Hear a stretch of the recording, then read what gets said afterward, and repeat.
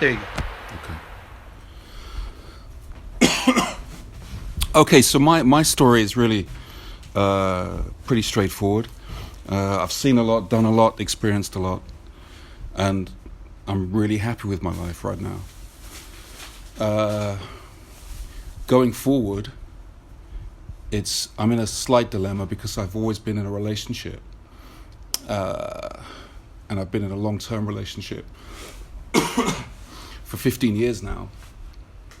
So the dilemma is, do I lead a solitary life, or because I live alone, or do I let my girlfriend live with me and then I spend the rest of my life with her and enjoying our relationship together? And I'm here because this helps me to understand what other people are going through, and it helps me to discover how best to make a decision. I've never had problems making any decisions in my life. Financially, I've lived in many countries, so hopefully this format will enable me to make the right decision. So 15 years with her, right? Same. Yeah. And you live separate. We do. We've never lived together. I mean, why would you move in together? Why would you change it? Well, because she wants it. Ah, she's pressuring you. Yeah, I mean, she's a lot younger than me. Well, Yeah. 11 years younger. And I've managed to resist it. And I've also finished the relationship numerous times, but she keeps coming back. She's a wonderful girl. So that's the dilemma I'm in. But it ended, you broke it up before. Oh, yeah. Yeah, and I've done some terrible things. I mean, I've been with other girls and this sort of thing, but yeah, she's still around. So hopefully this will enable me. Any kind of ideas or? Sorry? Anyone hear any ideas or? Yeah, listen. I'm happy to. This is why I'm here, because I'm very open. May I ask a question? Of course. Why did you say terrible? Yeah. Well, when I think when you're in a relationship with someone, it's a mental thing, there's a connection, and that's the way I think it should be, right? So yeah, and she I mean, it all came out a few years ago that I had another girlfriend, and it was terrible. The drama. This is the problem with females. There's always drama, and I don't enjoy that. I like the simple life these days, and I want that to continue. But of course, I don't really want to live like a monk. So that's it.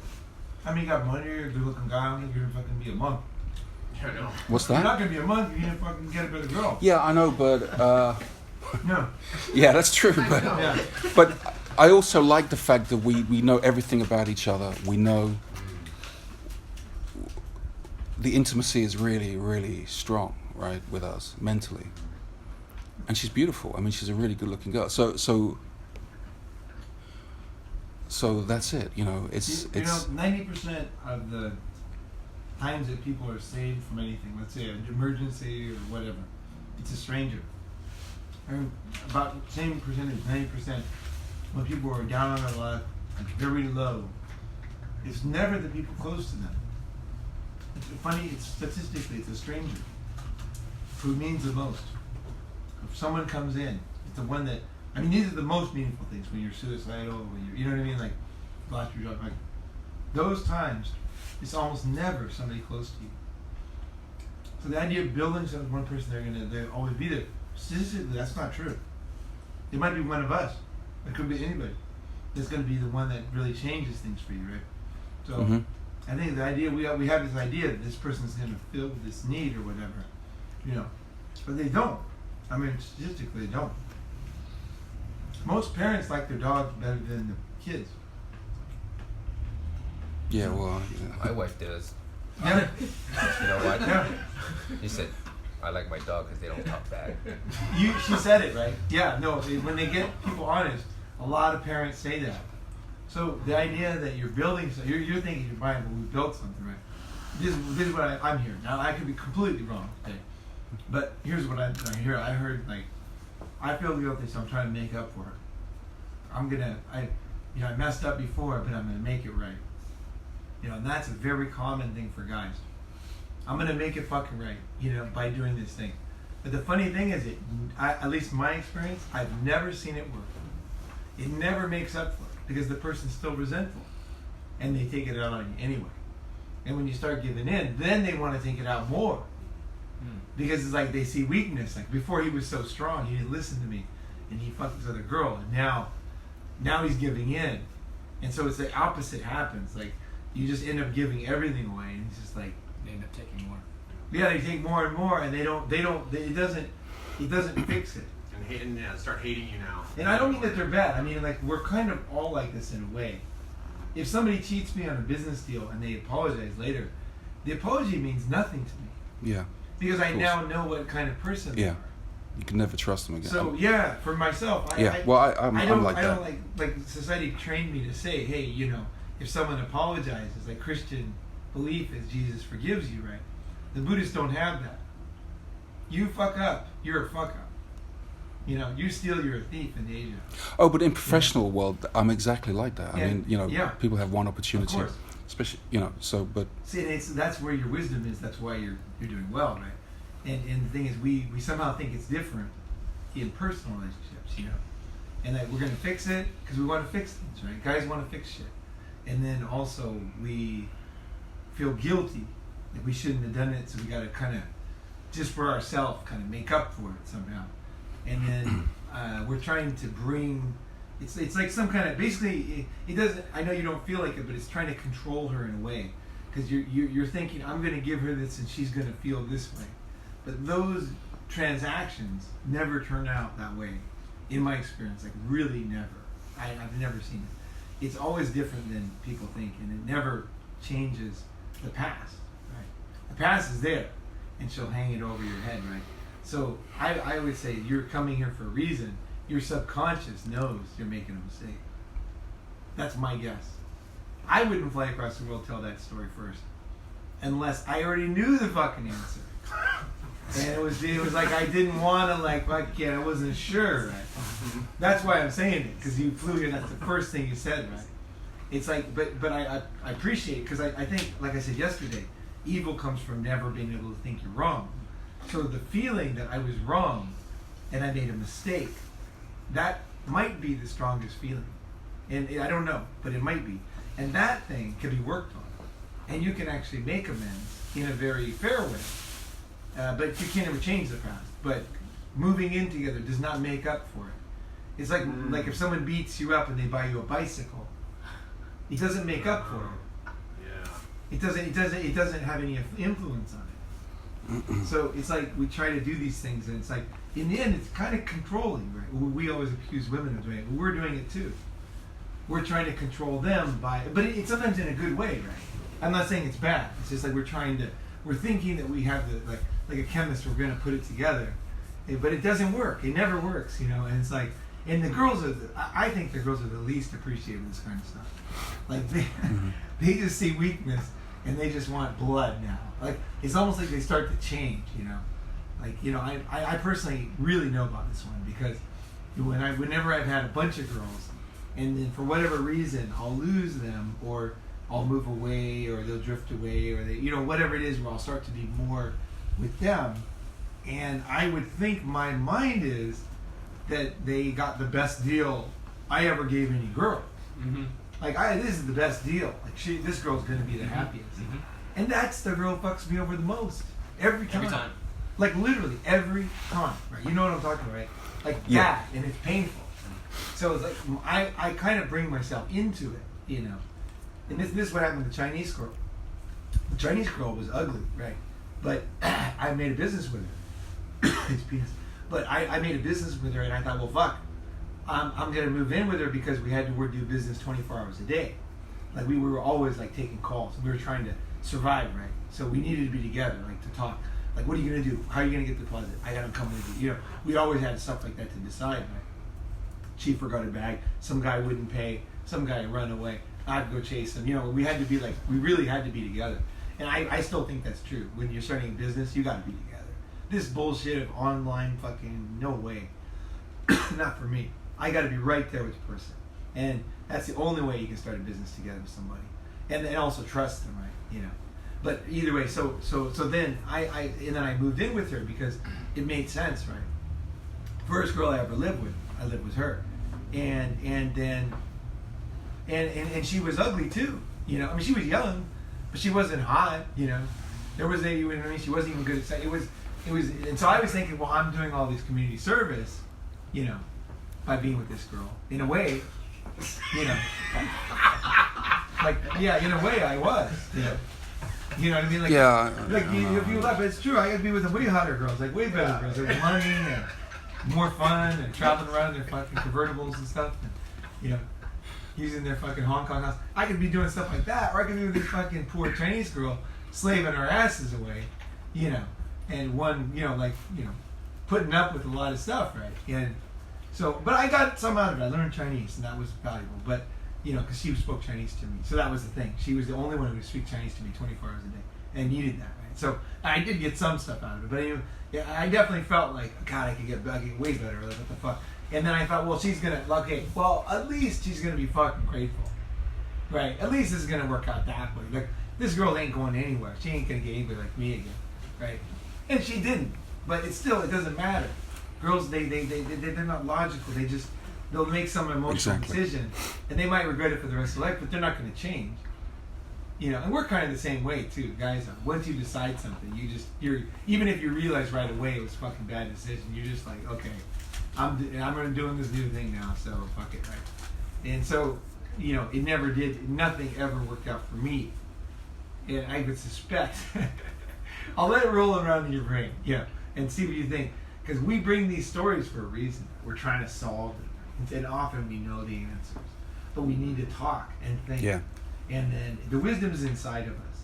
But the thing is, it's painful because it's never perfect. It's never easy, right? It's never easy, like just to suddenly leave a relationship, to decide to leave a relationship. Or out of nowhere, without even having really thought about it before, is a huge fucking step. I mean, it's like 1 out of 1,000 guys can do that, really.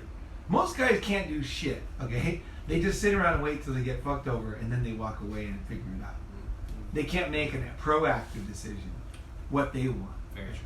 It's so fucking difficult, but as long as they do it to you, then it's easier, right? So that's what some guys do, and I think girls know that, and so they'll also rile you up and do something bad so that they can leave you, and then they know, and they sometimes they even egg you on to do it. Mm-hmm. So it's like there's all these weird things that happen in relationships. 100%. Yeah, and we'll do it like subconsciously thinking, well, if I do this, then she's going to leave, you know, and who knows, maybe you even had the other girl for that reason, who knows, but I don't know, but like we do these things and they're complicated, right? So I would say in this case, it's good to look at it clearly and make a decision, because it's actually probably going to be more fun to be without her. Your life would probably going to I'm almost there, but it's... Like, you're a cool guy. You're going to have way more fun, right? And if I could add in, like, that's my the guess. Emotional connection, you feel such a strong emotional connection with her as well. It feels like you won't have that in the future. It feels that way when you look, because it's not there yet. Talk loud. Yeah. But that's, because I've experienced the same thing, and I see I need to let something go, but I will not let it go because I feel like this emotional connection is so strong. But in reality, that's just not true. When you let it go, you have those really amazing emotional connections with others. They can last or not last, but they're not as hard to come by as what we think they are in our current situation when we're still deeply engaged in that particular relationship. Yeah. I thought of one more thing. The first thing I thought when you talk is the sunk cost fallacy. So I put so much time into this girl. It means so much, you know, all this history and blah, blah, blah. And I tell you something, this one here, I've really thought about, and I just don't think it's true. I just don't think it's true. I don't think relationships get deeper with time. I had Japanese friends who I thought were really close, but when I ran into trouble here, almost none of them came to help me. There was like 2 guys that really came to help me, and I was like, wow. I thought in Asia more than America, you build these long-term relationships that really mean something. Like I really bought into the Japanese idea of that, right? But I miscalculated because the Japanese idea of the long-term relationship, which they don't enunciate very well, is when you do certain things together. So you go to college together, and you're in the same sports team together. So those things matter in Japan.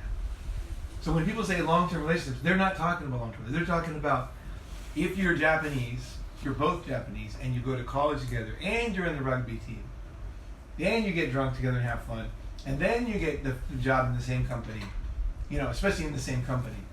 Yeah, you start the same year, Shinyu China, same year. That's a bond in Japan, and that's a deep bond, right? And then especially like as you go on, that's something that means something, right? But just being together, being a neighbor or being a friend doesn't mean shit in Japan. And any of my friends that I built the Western friendship way, they didn't value it as much as I did. They didn't see it the same way because it didn't fit into any box they had. And then with Westerners too, like when I left America, I kind of left all my friends, right? I mean, I still friends with them. I valued them, but it's like you can't. There was no internet, you just can't really, So I left my friends, and then I made great friends here. And when I go back, they value me and stuff, and I really do enjoy seeing them. But now I have more friends. I have friends in China and friends in other places. So, and girls, like I can be with. I've seen this. This has happened to me many times. I'll have, let's say, a foreigner with a Japanese girl, and he doesn't speak Japanese very well or doesn't speak Japanese.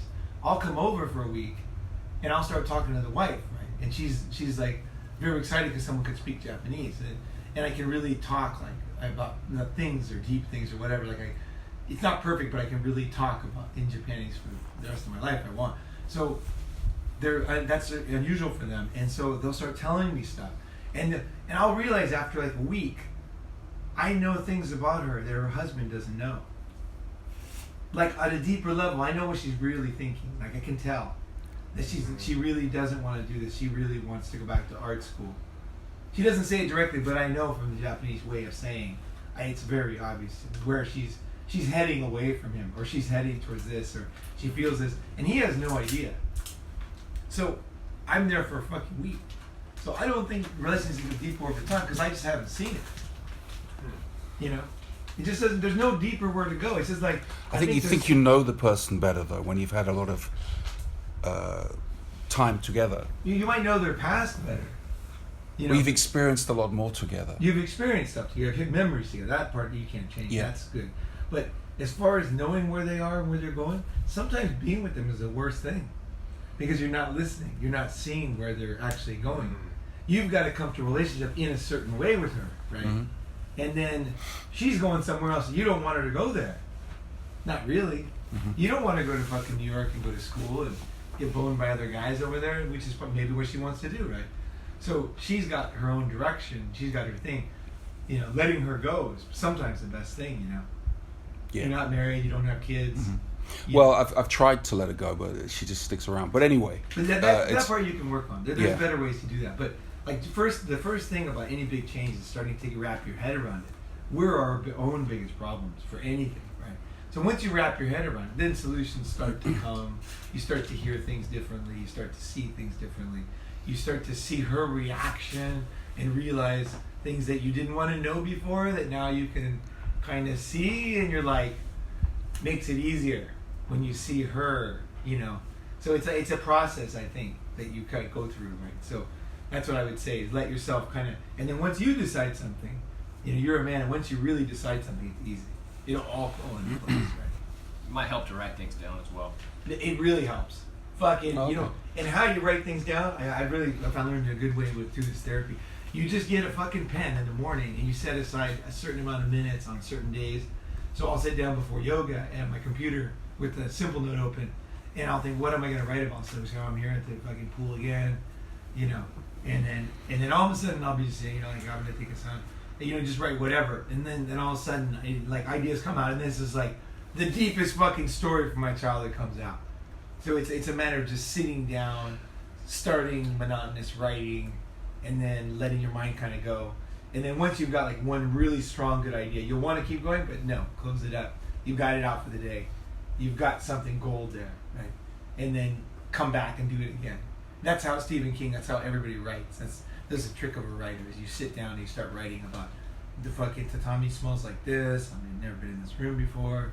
A bunch of guys here. You start writing, and then ideas come out. That's the secret. So just, I would say try that. Because if you try to write down ideas, then it's just like, I don't know what the fuck I'm writing. But this is actually a professional writer's tool. So it's something that will work for everybody. It helps you to explain. And no one's reading it, too. So no one's going to fucking read it. It's private, It's fucking private.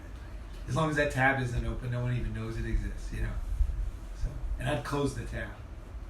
Just to be sure. Maybe even log out.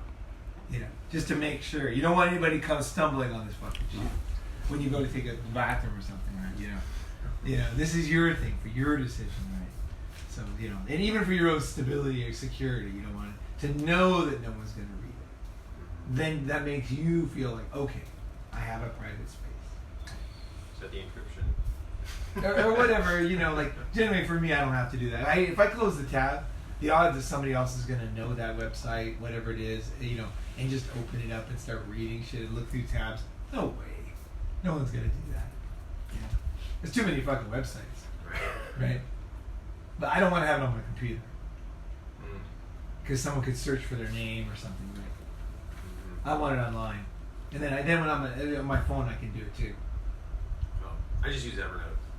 Yeah, you can use something like that. Use Evernote or any one of the note-taking things, And you can label it, like whatever, planning, event, or business, or whatever, No one's going to fucking read all your fucking shit.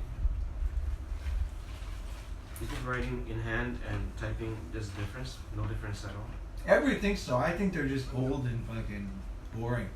I think writing's the same for me on the computer. I mean, I could be wrong. Okay, I could be totally wrong on this one. Okay, I'm not always right. But for me, no. Fuck the pen. I hate pens. Yeah, Look at shitty handwriting. Can't even read my own handwriting. Right. Yeah, sometimes, yeah. It's so bad.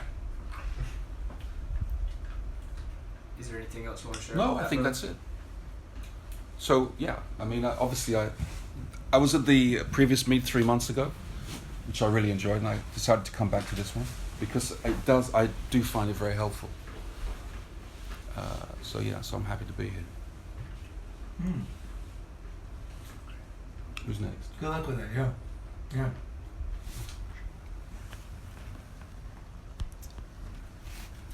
All right, hey guys.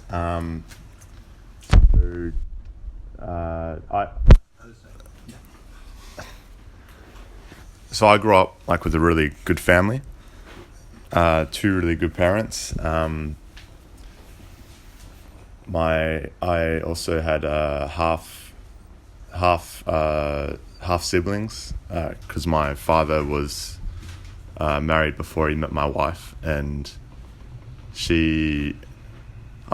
as a young kid, I was able to understand that you have to be careful with the woman that you choose, because his ex-wife would use my half siblings as chess pieces, almost on a jealousy chessboard game, to kind of mentally torture him in many ways, and that brought on a lot of stress to him, of course, and he would work very hard because he'd have to now support for two families. My mother also worked full time as well, very hard, and they did everything really the right way, given the cards that they were dealt.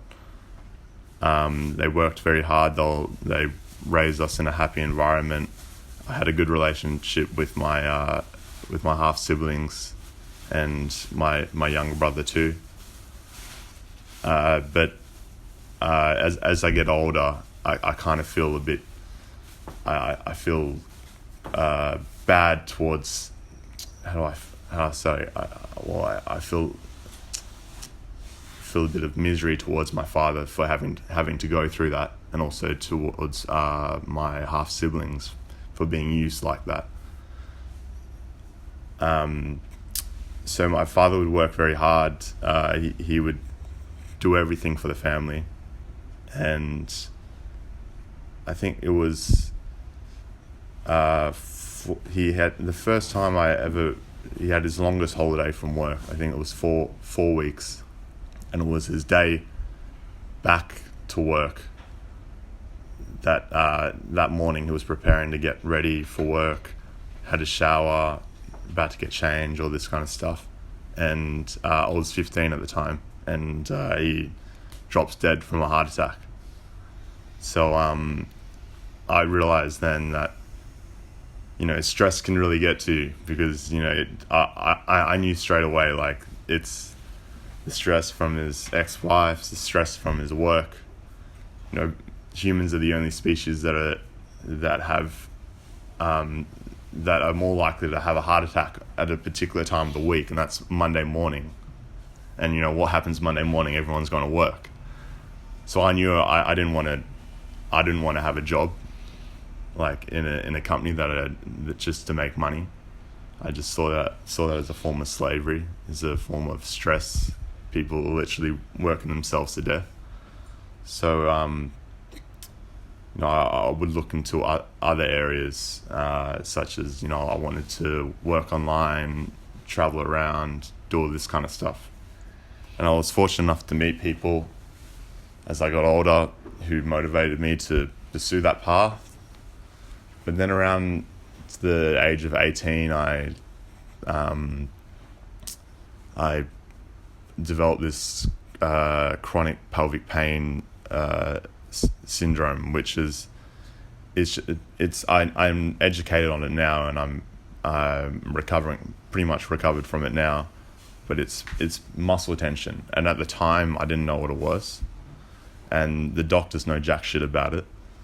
I had to educate myself on it, and it was what it does is basically it affects all your area, like in the downstairs apartment, like going to the toilet, sex, and this was at a time when I was still a virgin, so it was very traumatizing in that way, because I was already nervous about woman, all that kind of stuff, and now things didn't work too well down there either, and there was a lot of pain.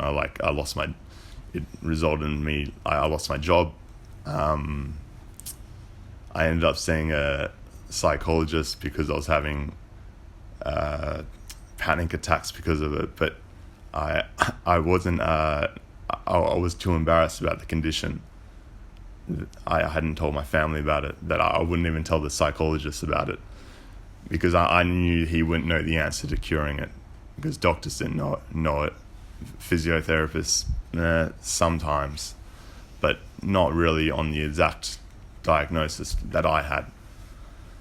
So I kind of suffered silently for about 4 years.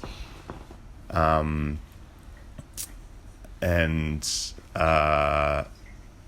about 4 years I suffered silently. I eventually found someone who could help me, and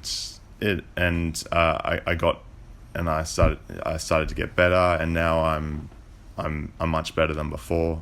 I have sex life, all that kind of stuff, and I'm helping people as well get better with it too, because almost everyone that goes through it goes through, I'd say probably about 50% of people who go through it for a long period of time go through like suicidal, like depression, and unfortunately it seems to affect younger men.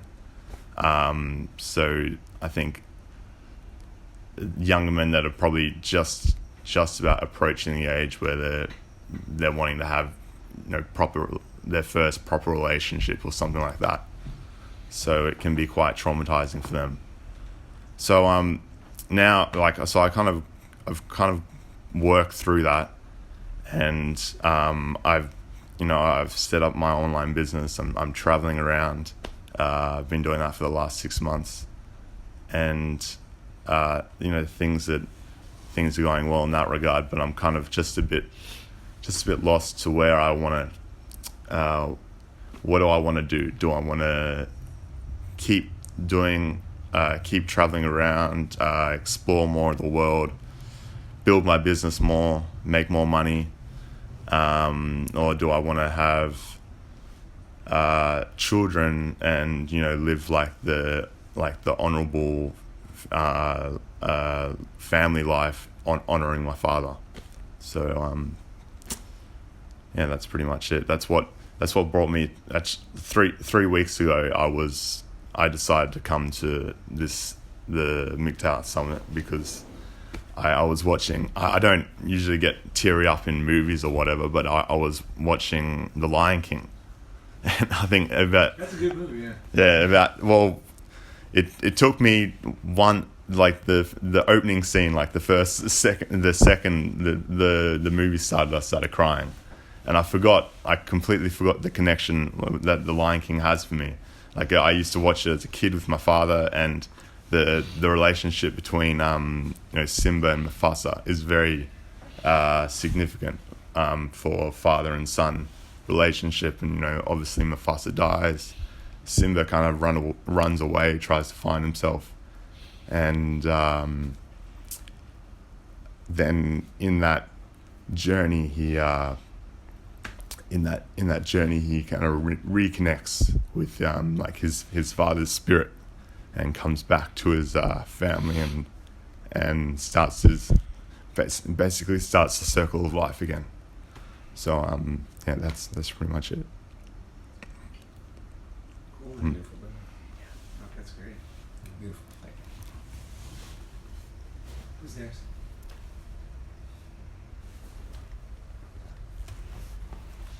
Do you want? I'm gonna go last. I'm happy to take Trey. Okay. All right. This is my third one of these. Still working through, similar stuff. Lately, I just feel really stuck, and I feel resentful towards a lot of stuff in my life. Like, I feel like I want things, and I can't get them. I try really hard to get things, and I just don't I feel like I never make progress towards anything. I just feel like I'm in the same place. Even though things are changing, but it's like so slow. I feel like I'm a spectator, and like I want things and I try to get them and I just keep failing. So I'm like, maybe I should stop trying because it doesn't seem like it's working. And there's times where I'm like, even if I wanted to go like live in the Matrix, or even if I wanted to be blue-pilled or wherever those things are, it's just like any of that stuff seems like not attainable for me. Like everything, it's like I don't have control over my life. So, I mean, I made it here, so that's cool. And it took me a lot of effort to get here, actually. It was a pain in the ass for me to get here, but I made it, so. What's the specific things that you... Because often we feel like our life, we're not getting anything, right? But what are the specific things that really bothered you that you wanted to get, that you didn't get? Maybe probably recently, right? Yeah, the thing that's been bugging me recently, work stuff, whatever, but a lot with relationships has been really difficult for me lately. I went on a little kick trying to do, pick up stuff, and I was talking with one of the guys yesterday about it also. It's just... I have some kind of crossed wires because I've been conditioned one way, and then I taught myself a bunch of other stuff through other things, and I have clashing ideas in my mind over. It just seems like, to me, dating seems like a zero-sum thing, and I don't like that. It's like either I'm gonna get burnt or she's gonna get burnt. Like someone's getting burnt in this, and. Is that what it is? You wanted that, or you wanted to be good at pickup, or what is it that you kind of like specific? What were the things that? Because that's where it starts, knowing those specific. Because often our mind generalizes to our life is not going right. but it's just like one thing that we missed. And girls are the same way. They get super angry at guys, but it's just one guy that they got to work on. Fucking, they had a situation with one guy, right? Yeah. Not with every fucking guy, right? And You know, what is the specific stuff that really hurt you, or like you're like, fuck, why didn't I get that? I tried to get it. it's just like I'm going through a lot of self-worth things, I think. I feel like I don't deserve anything that I want or something. Like, I look at my past relationships, and that's probably it, because all my past relationships end with someone getting fucked. Either I get fucked over or they get fucked over, or something, But it's self-worth. It's self-worth. I heard it. Yeah. There's there's this weird girl on the internet, Louise Hay. Her books, her books are all available for free, because she passed away, and she had a publishing company. Her books are pretty good. They're going to be very weird for guys, so I'm not saying everyone's going to enjoy these. I mean, you might think, What's her name? Totally fun. Louise Hay. Louise Hay. There's one like Heal Your Body, Heal Your Life or something. There's Heal Your something. She has a ton of stuff on the internet, and it is, some of it's similar. But one of them I started listening to because it was basically I thought she was full of shit. It's like a 5-hour book, right? I thought she was totally full of shit until the end, until she told her story, and then I was like, holy shit, she really went through some stuff, right? So the feeling of not being worthy or whatever, that is not something that you get over with a daily app to read or something. It's not like, if we feel not worthy, like we're not worthy of stuff, which I heard, and this is a very common thing, that is something you really got to go deep into to fix. You can only go two ways. You can ignore it, or you can go deep into it and fix it, because it's not like people say. It's not something simple. Now she has kind of simple ideas that you repeat over and over. I'm not saying she's the solution. I'm not saying that. It's not like the one I told you yesterday, Heal Your Body, or no, sorry, The Body Keeps the Score. That book is just fucking gold, But her stuff is still worth listening to. If you're not doing anything, you can put on your MP3 and just walk around.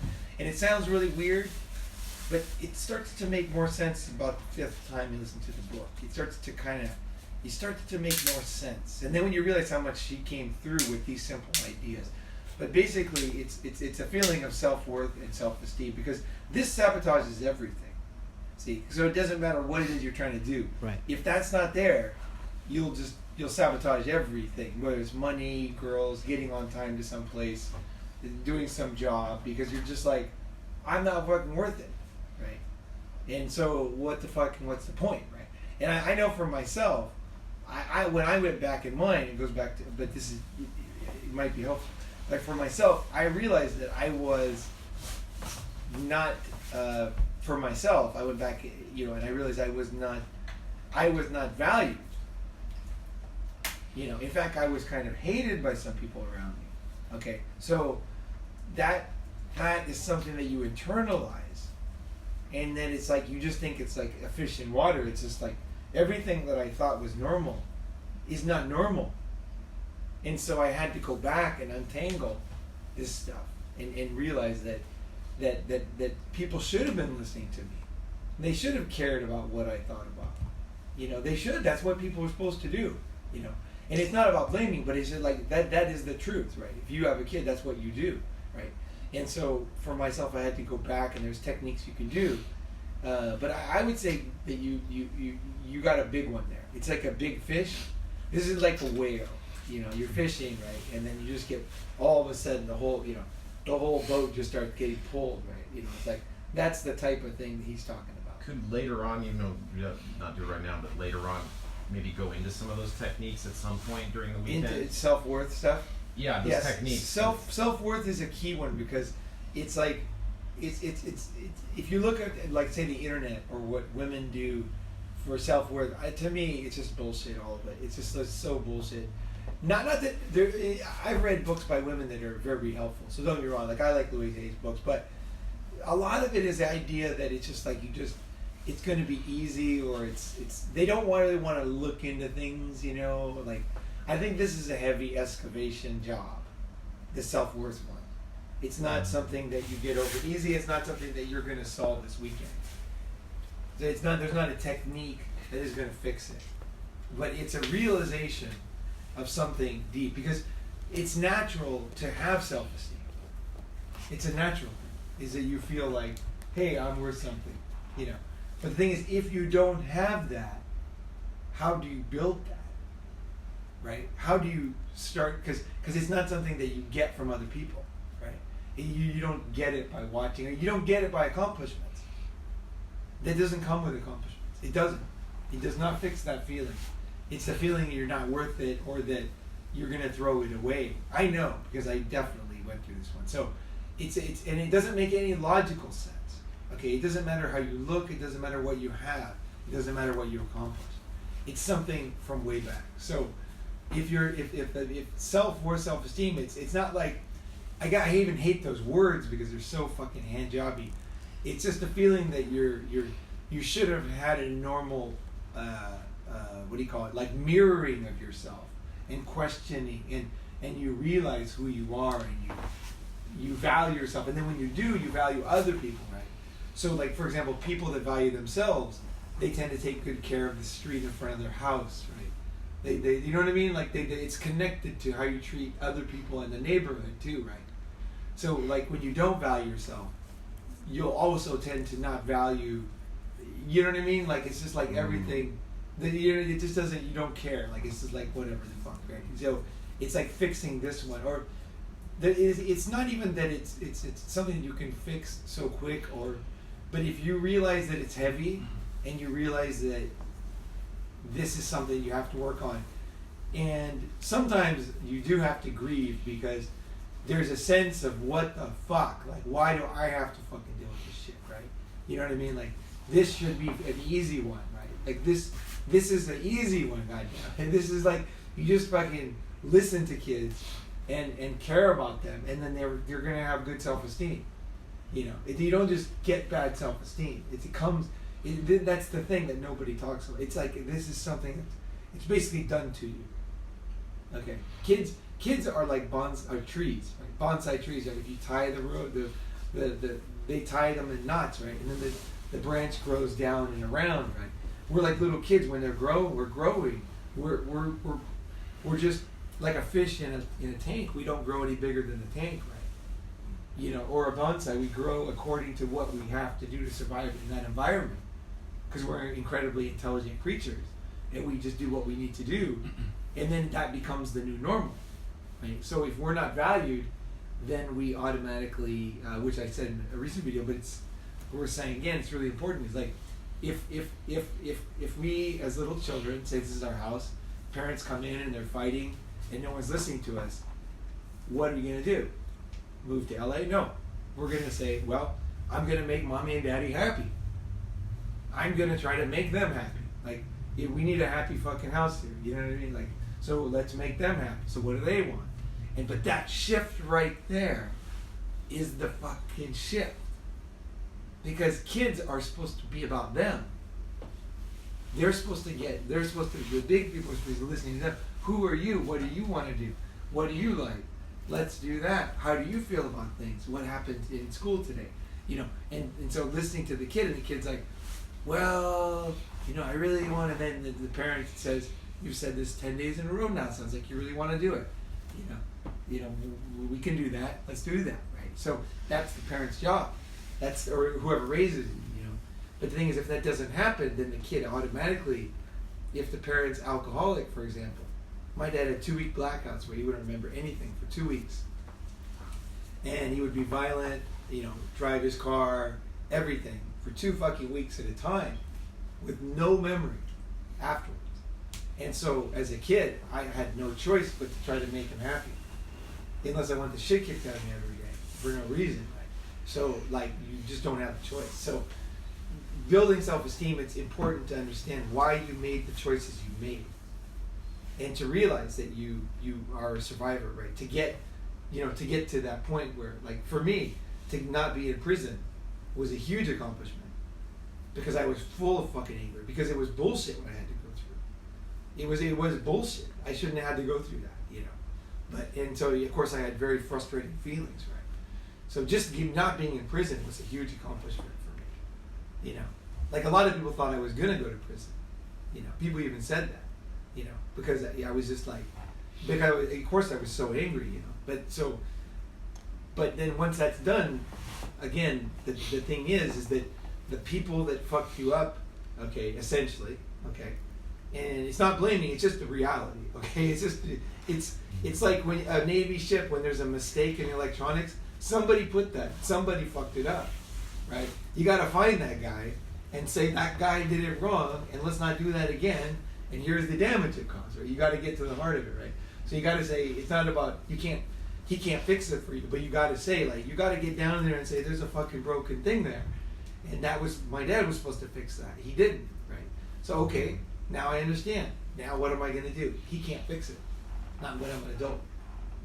Like, I'm serious. Like, he can't fix it. It's now part of you. So now it's your job to fix it. You're the only one who can fix it. There is nobody else. Nobody can fix it for you. You're the only one. And you're the only one who knows yourself well enough to do it anyway. But even from the outside, no matter how much people tell you you're great, you become Olympic champion, you get $1 billion, you're on every magazine, all the girls, none of that will matter to that stuff. Because that was formed at a different era in your life. So this stuff is just different. It doesn't connect to the emotional amygdala brain. It doesn't fix those things. That's why you see people go through the depression, like, and now they're mostly dead, but when I was young, we always had these like older people who wouldn't spend any money because they had gone through the depression. And so they just could never change. They'd gone through so much pain that they couldn't enjoy themselves and spend money. You know, just have dinner, like eat out, you know. They just always had to be super cheap, even though they had tons of money, because it was already, they were kids, right? So being able to fix that is not an easy thing, but I can tell you right now that it is very possible, and it is very enjoyable to fix this, and there is no other fucking road. Yeah. Because the other roads are basically bullshit, because it's basically hurting yourself. So like, you know, like someone hurts me, well, I'll hurt myself more. You know what I mean? Like that doesn't make any fucking sense. No fucking sense, right? So it's this is the type of stuff, and this is the heart of a lot of people's problem.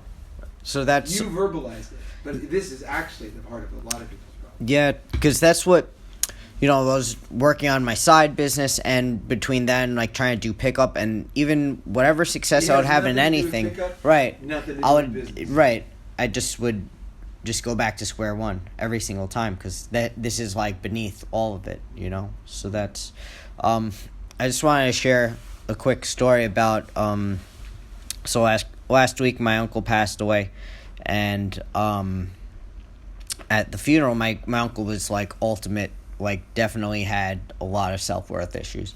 And whenever people would ask him how he was doing, he would always respond, never been better, no matter what happened. So at the burial, you know, the priest is saying, well, in life, he was the kind of guy to never complain. And even though we knew he was going through troubles, he always put everyone else ahead of him. And we shouldn't have taken him for granted. Like, the priest is saying that. Like, everyone here, we all took him for granted. And then his best friend was giving a eulogy, and he looked at the casting, and he's like, really? Never been better? Really? So I thought that was kind of, you know, symbolic that, you know, obviously, like, people knew he had problems, but he just refused to say anything. He always wanted to be cheery and upbeat, and I guess that kind of, you know, maybe helps the other person for a second, maybe, but, like, at the end, what did it get him? So, yeah. All right, so.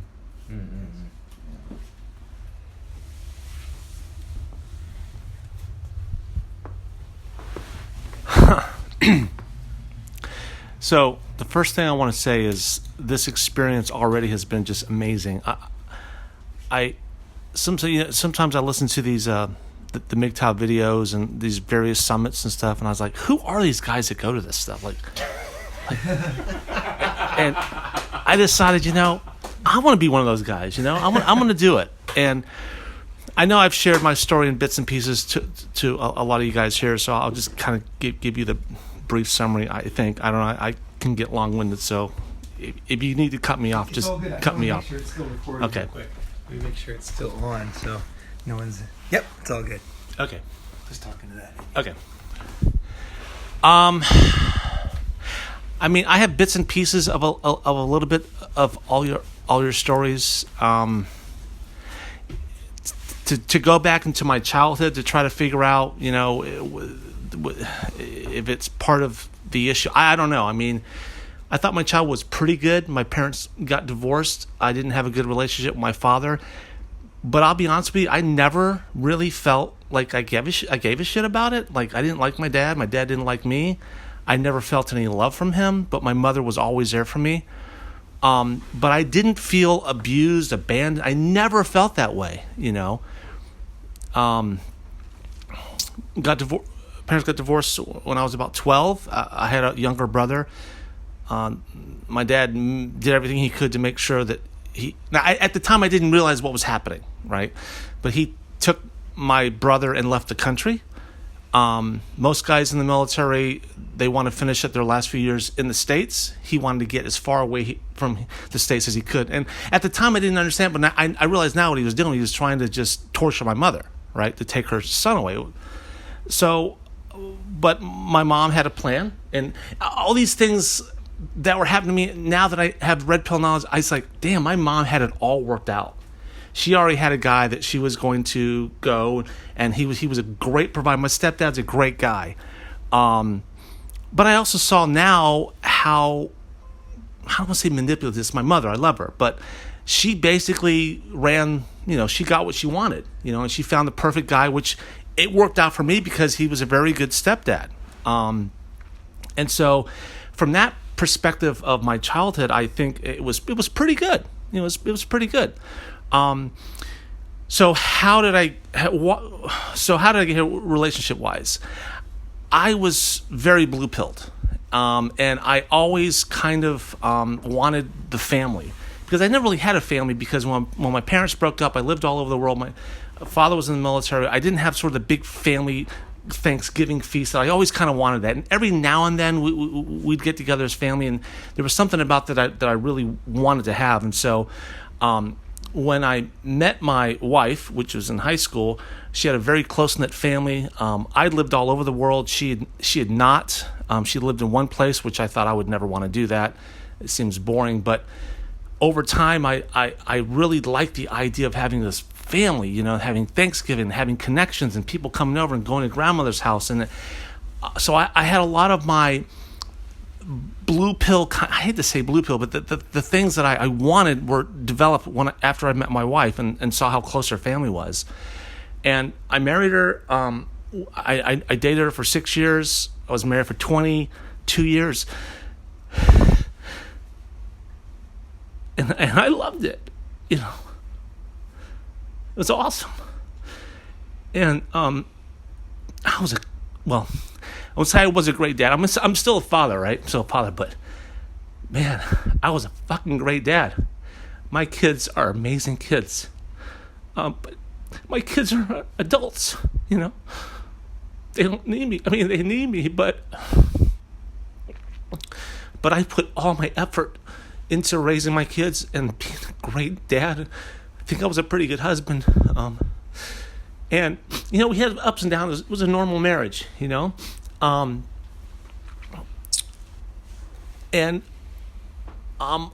thought it was working out. I mean, I got everything we wanted, we got. But then, my wife got sick. Young, she was young. She got cancer and she died, right? It happens. And I didn't realize how much I was losing. I didn't realize I didn't know. And that was a good thing because I was able to get through it, you know. But I thought, okay, all right, I'm still a dad. My son was in college. I still had a year and a half left with my daughter. So I went through this weird transition because I'm like, okay, I can start dating again. You know, I'm a guy. You know, I didn't want to be alone, and so I started this journey of dating. And I thought I'm find another girl. We'll get married, or we'll just continue where I left off. But it didn't happen that way. It just didn't. I started having these things happen to me with dating. I just didn't understand what the fuck was going on. It just made no sense. And so I started researching these things that were happening, and the first influential guy I discovered was Big John's videos. That was the first guy, and from there I just started going through the list of all the different MGTOW content providers, and I finally discovered Ronin, and it started to make a lot of sense to me, you know.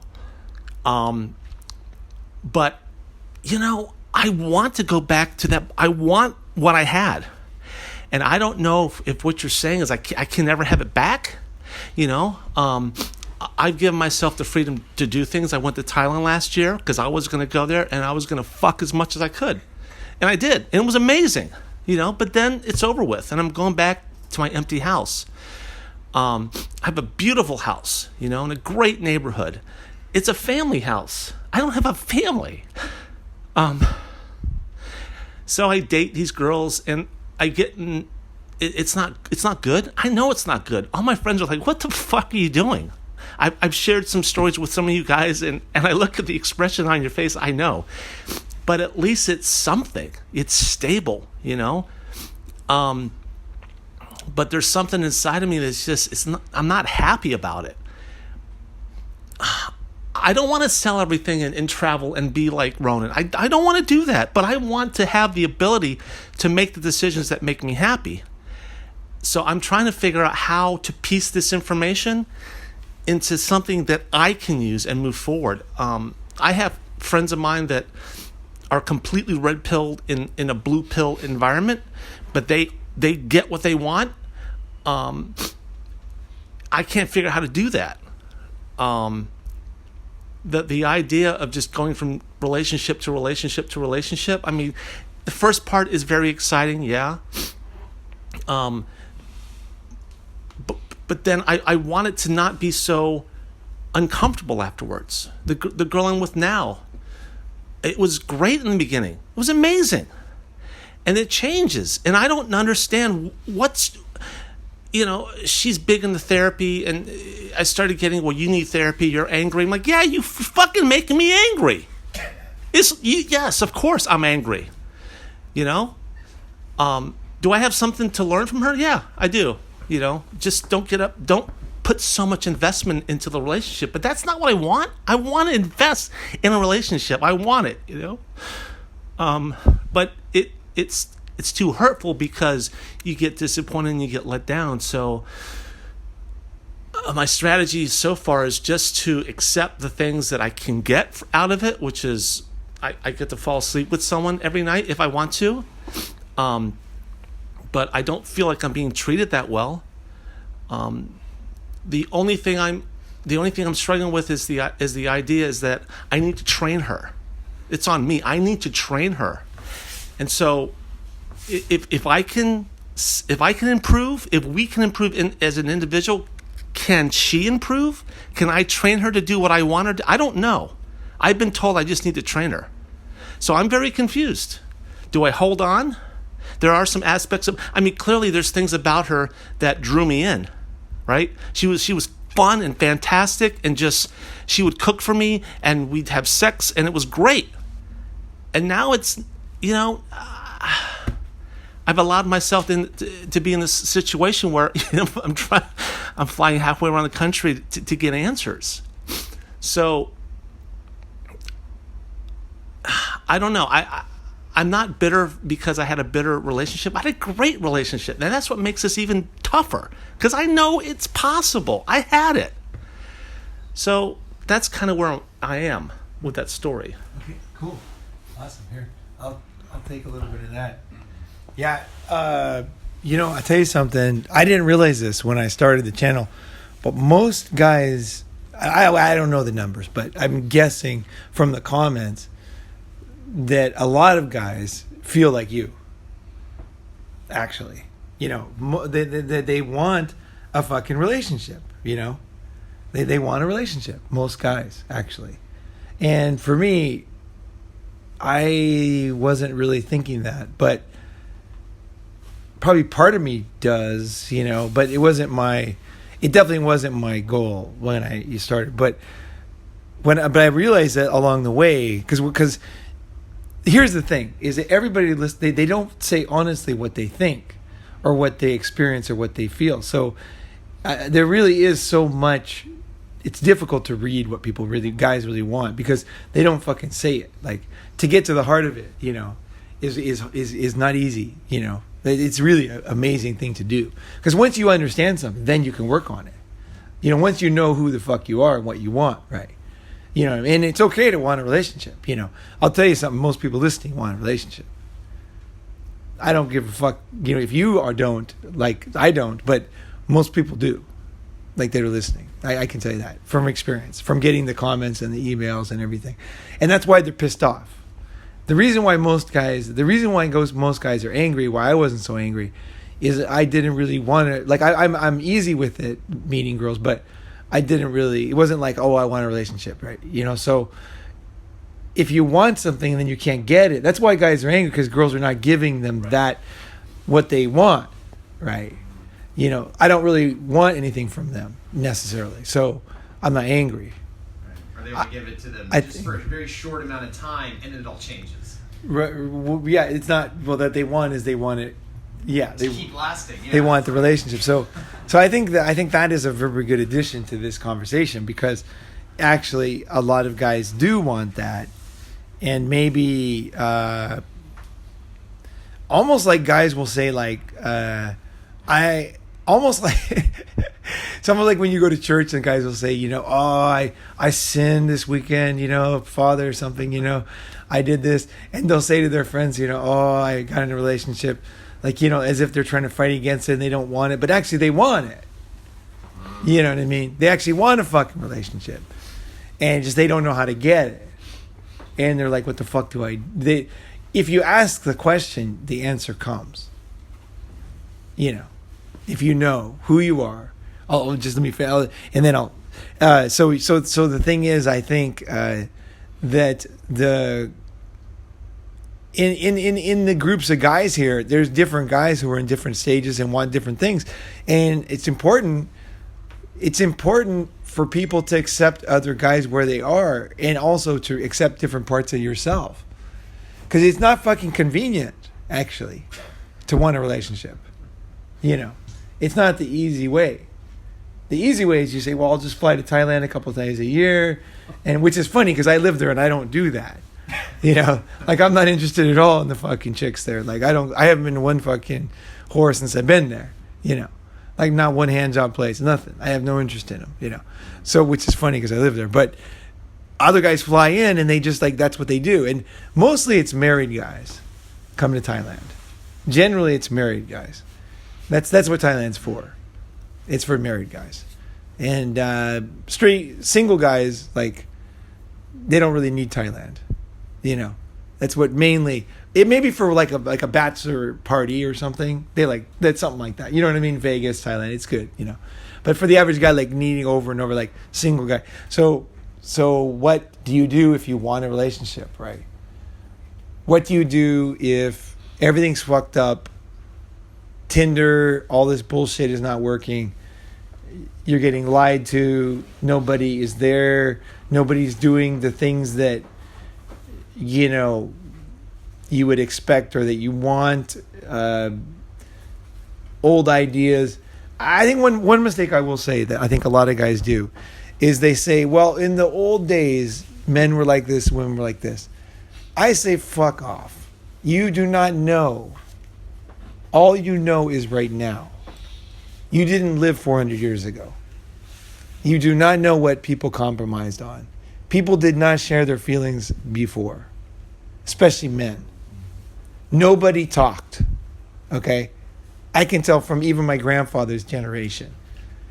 My grandfather went to the doctor and he said, when did you have the heart attack? And he goes, what heart attack? And then he goes, you had a heart attack. He goes, I thought it was heartburn. My grandmother had a baby. She didn't know she was pregnant until the baby came out. The day it came out, she found out she was pregnant. Like, that's how tough they were back then. She used to, I swear, like, this is my own family. She would go to the dentist and not take Novocaine. They'd pull teeth out, drill holes. She never had Novocaine. She said, I just do it. And the guy'd start drilling away. She's like, you know. And then I swear to God, this is my own grandmother. She would cook fucking cookies and shit in those glass pans, you know. She picked it up with no mitts. Damn. Yeah. I saw her. She'd get the fucking thing and she'd like, ooh, and she'd move it over. Yeah. I'm like, the thing's 400 degrees. What the fuck? That's dangerous, Grandma. And she's like, yeah, you shouldn't do that. You know. How the fuck she did shit like that, I have no idea. You know. So they lived differently before. So the idea that we today, you know what they did before, you know, we just don't know, you know. And you give one example, one good example is my knee. I went to the doctor. I got an MRI in China first, right? And I lost it when I lost the company and all my stuff. But I went to the doctor, and he did the MRI on my knee, and then he looked at it, and I said, "So what do I need to do?" And the doctor's like, he's like, "What do you mean?" And I'm like, "Well, like my knee. Like, what should I do?" And then he's like, he looked at me and he couldn't understand what I was asking. He like couldn't understand. And I couldn't understand why he couldn't understand, you know, because he could see the MRI, you know. And so then finally I just kept pushing because I'm like, I got to know what he's thinking. Like, well, why is he not saying anything? And then finally I'm sitting there with my Chinese friend and we're asking him. And then finally he said, well, he can walk. Like I saw him walk in. Like, he's fine. Like, Chinese people, if you can fucking walk, that's all. You know, you don't need no fucking surgery. You could still fucking walk. You know, whereas I'm thinking, like, I want to dunk a basketball. You know what I mean? Like, I want to be able to dunk a basketball, or at least a volleyball. I want to be able to at least dunk a volleyball. Or like, you know, play. I love playing volleyball, right? Or I want to be able to sprint. Or I want to be able to catch a fingertip grab football pass, right? You know what I mean? Like, at least, right? And sprint around and climb mountains and all that, right? Like that, of course, right? And he's thinking you can fucking walk. So Chinese society, they at that time, they didn't even have sports doctors, like, unless you were in the like national program to be a hero for China.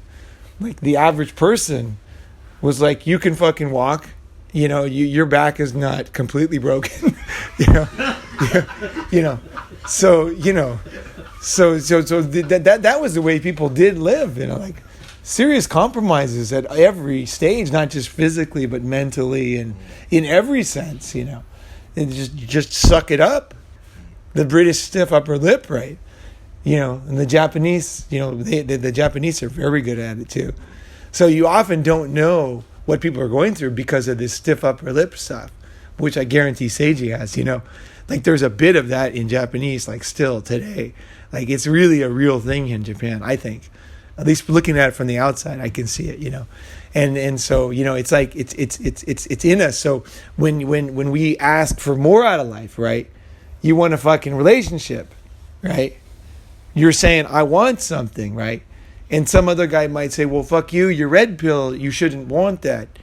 It's like, I say, you're crazy because you don't know what you're going to want tomorrow. Nobody knows what you're going to want tomorrow. And you have the right to want anything. There's no, like, you don't get kicked out of this. This is a bunch of guys trying to prove themselves, going through fucking stages of stuff and making mistakes and accomplishing shit and living their fucking lives. If somebody wants to cover up and hide and act like they're perfect, or they you know what I mean? Like, you can do that. But I think that's a huge, it's a tragedy. Because you have the opportunity to actually fucking do shit. Now, you might end up a certain way, or you might not go, you know, you might end up a certain way, whatever, you know. But I think the goal is to keep in touch and keep moving, right? Like, you know, I know for sure this channel led me to have my baby, because I just suddenly realized I was not having a baby for a reason that had nothing to do with any red pill stuff. Yeah, and I realized, I talked to my brother, and he's like, you can't let that stop you. You got to fucking do what you want. And then that's when I wanted to have a kid. And I really won't get into that details of that, because for many reasons. But the thing is, I decided I wanted something. Now, I'm still just as single and free as I was before. So in some ways, it actually worked out perfectly. Although it didn't work out the way I wanted it to. but it did work out perfectly in for myself. I think that's part of it too. Part of it is you know what you want, you accept what you want, right? You want a fucking relationship, but you might never get one. You might never get what you want. You might always be single. And so, but wanting it and getting it are different. So accepting that you are you, that you have needs and that you have wants, and then fuck it, I want this, and then not being able to get it is okay too.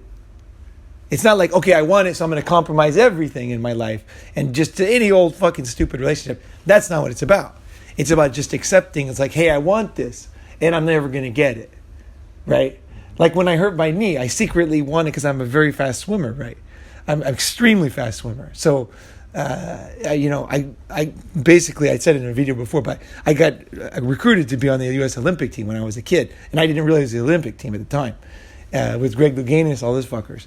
And so I was very natural, good swimmer. So I've always been very fast, and I was always secretly wanting, when I was like 60 years old, to try to beat the world record. That's actually was my secret goal. I thought, fuck it, fuck these kids, I'm gonna fucking do it. I can fucking beat these guys. And I was always thinking, but when I hurt my knee, see that kind of made it impossible. It really does affect my swimming.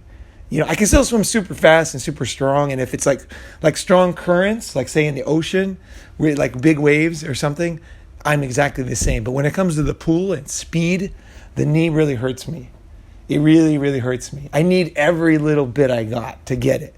Like when I'm swimming, almost like I'm doing thousands of calculations just in my hand, trying to get, as I'm going to get the friction as the maximum amount, and I'm moving like a fish, like just every little thing, and it's like every little thing. I need everything I have to do that, because the top swimmers, they're usually taller than me, So like I'm maximizing every fucking thing of my body.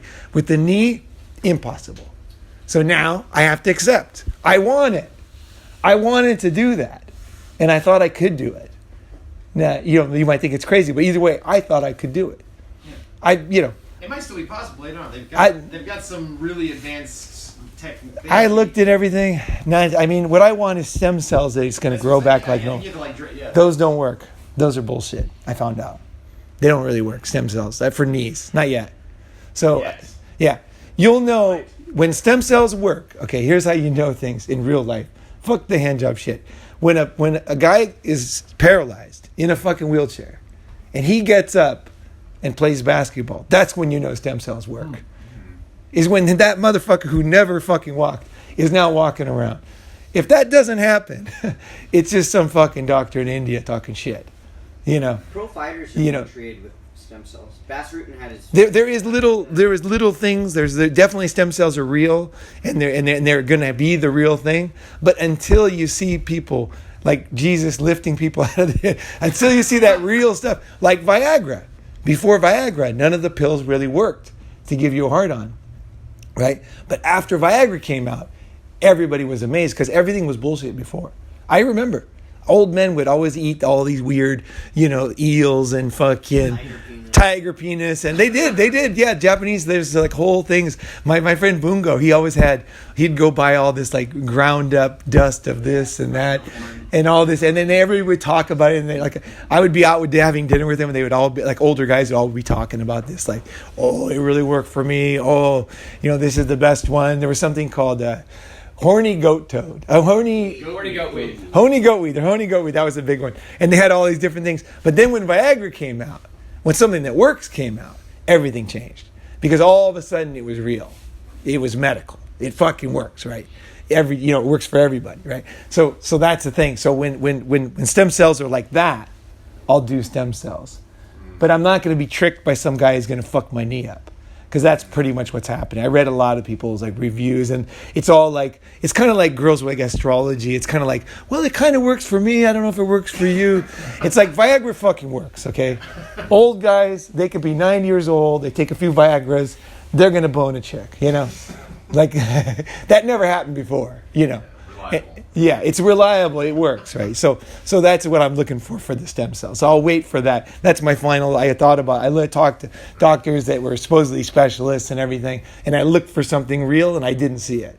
Now maybe somebody listening or whatever will have something real. I'm open. I'm not saying I'm right. I'm just saying what I saw was not real yet. But I hope it gets real. I want it to. That's what I want.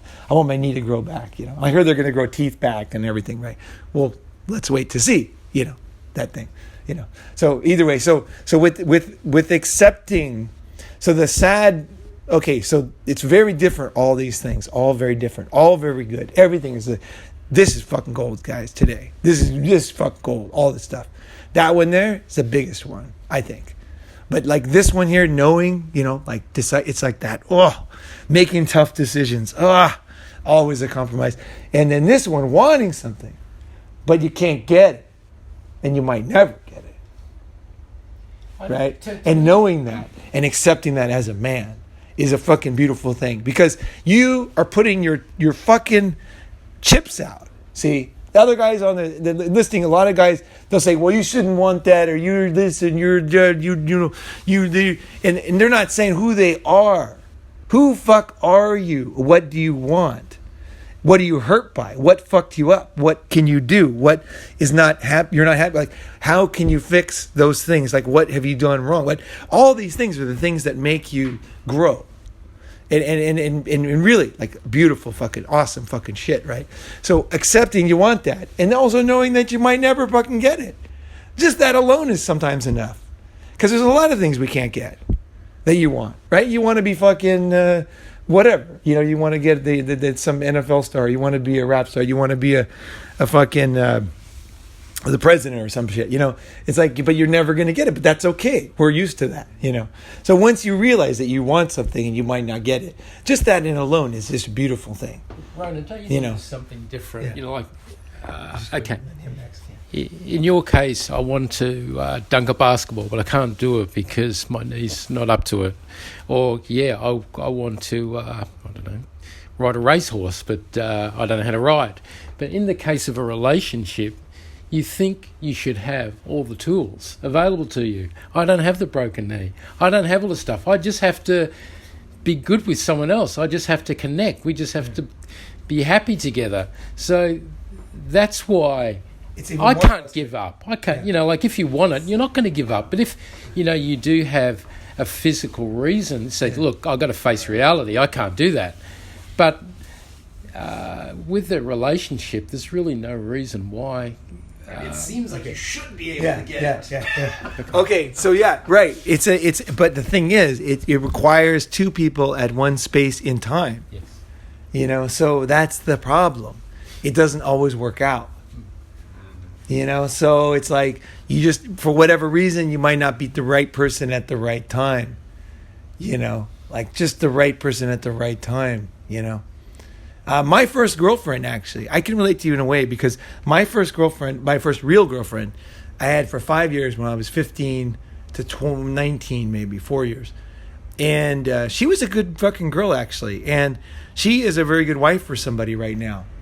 I told you that, right? So she became religious, and so I couldn't, even back then, I would not lie or change myself for girls. I just knew it wouldn't work, and I couldn't do it, and it wasn't fair to me, and I just knew it wouldn't work. I just couldn't bullshit like most guys can. I was like, no, I can't be religious when I'm not religious. Like, I don't believe in God anymore. I don't see it as being real. I don't see it as else. I'm open to it. Okay, I'm not saying there's no final word for me. Tomorrow, if I see something, like, I'll give you one example. I was in Sweden. I was working in a sawmill, right? When I was working, I ran out of money. I was going around the world.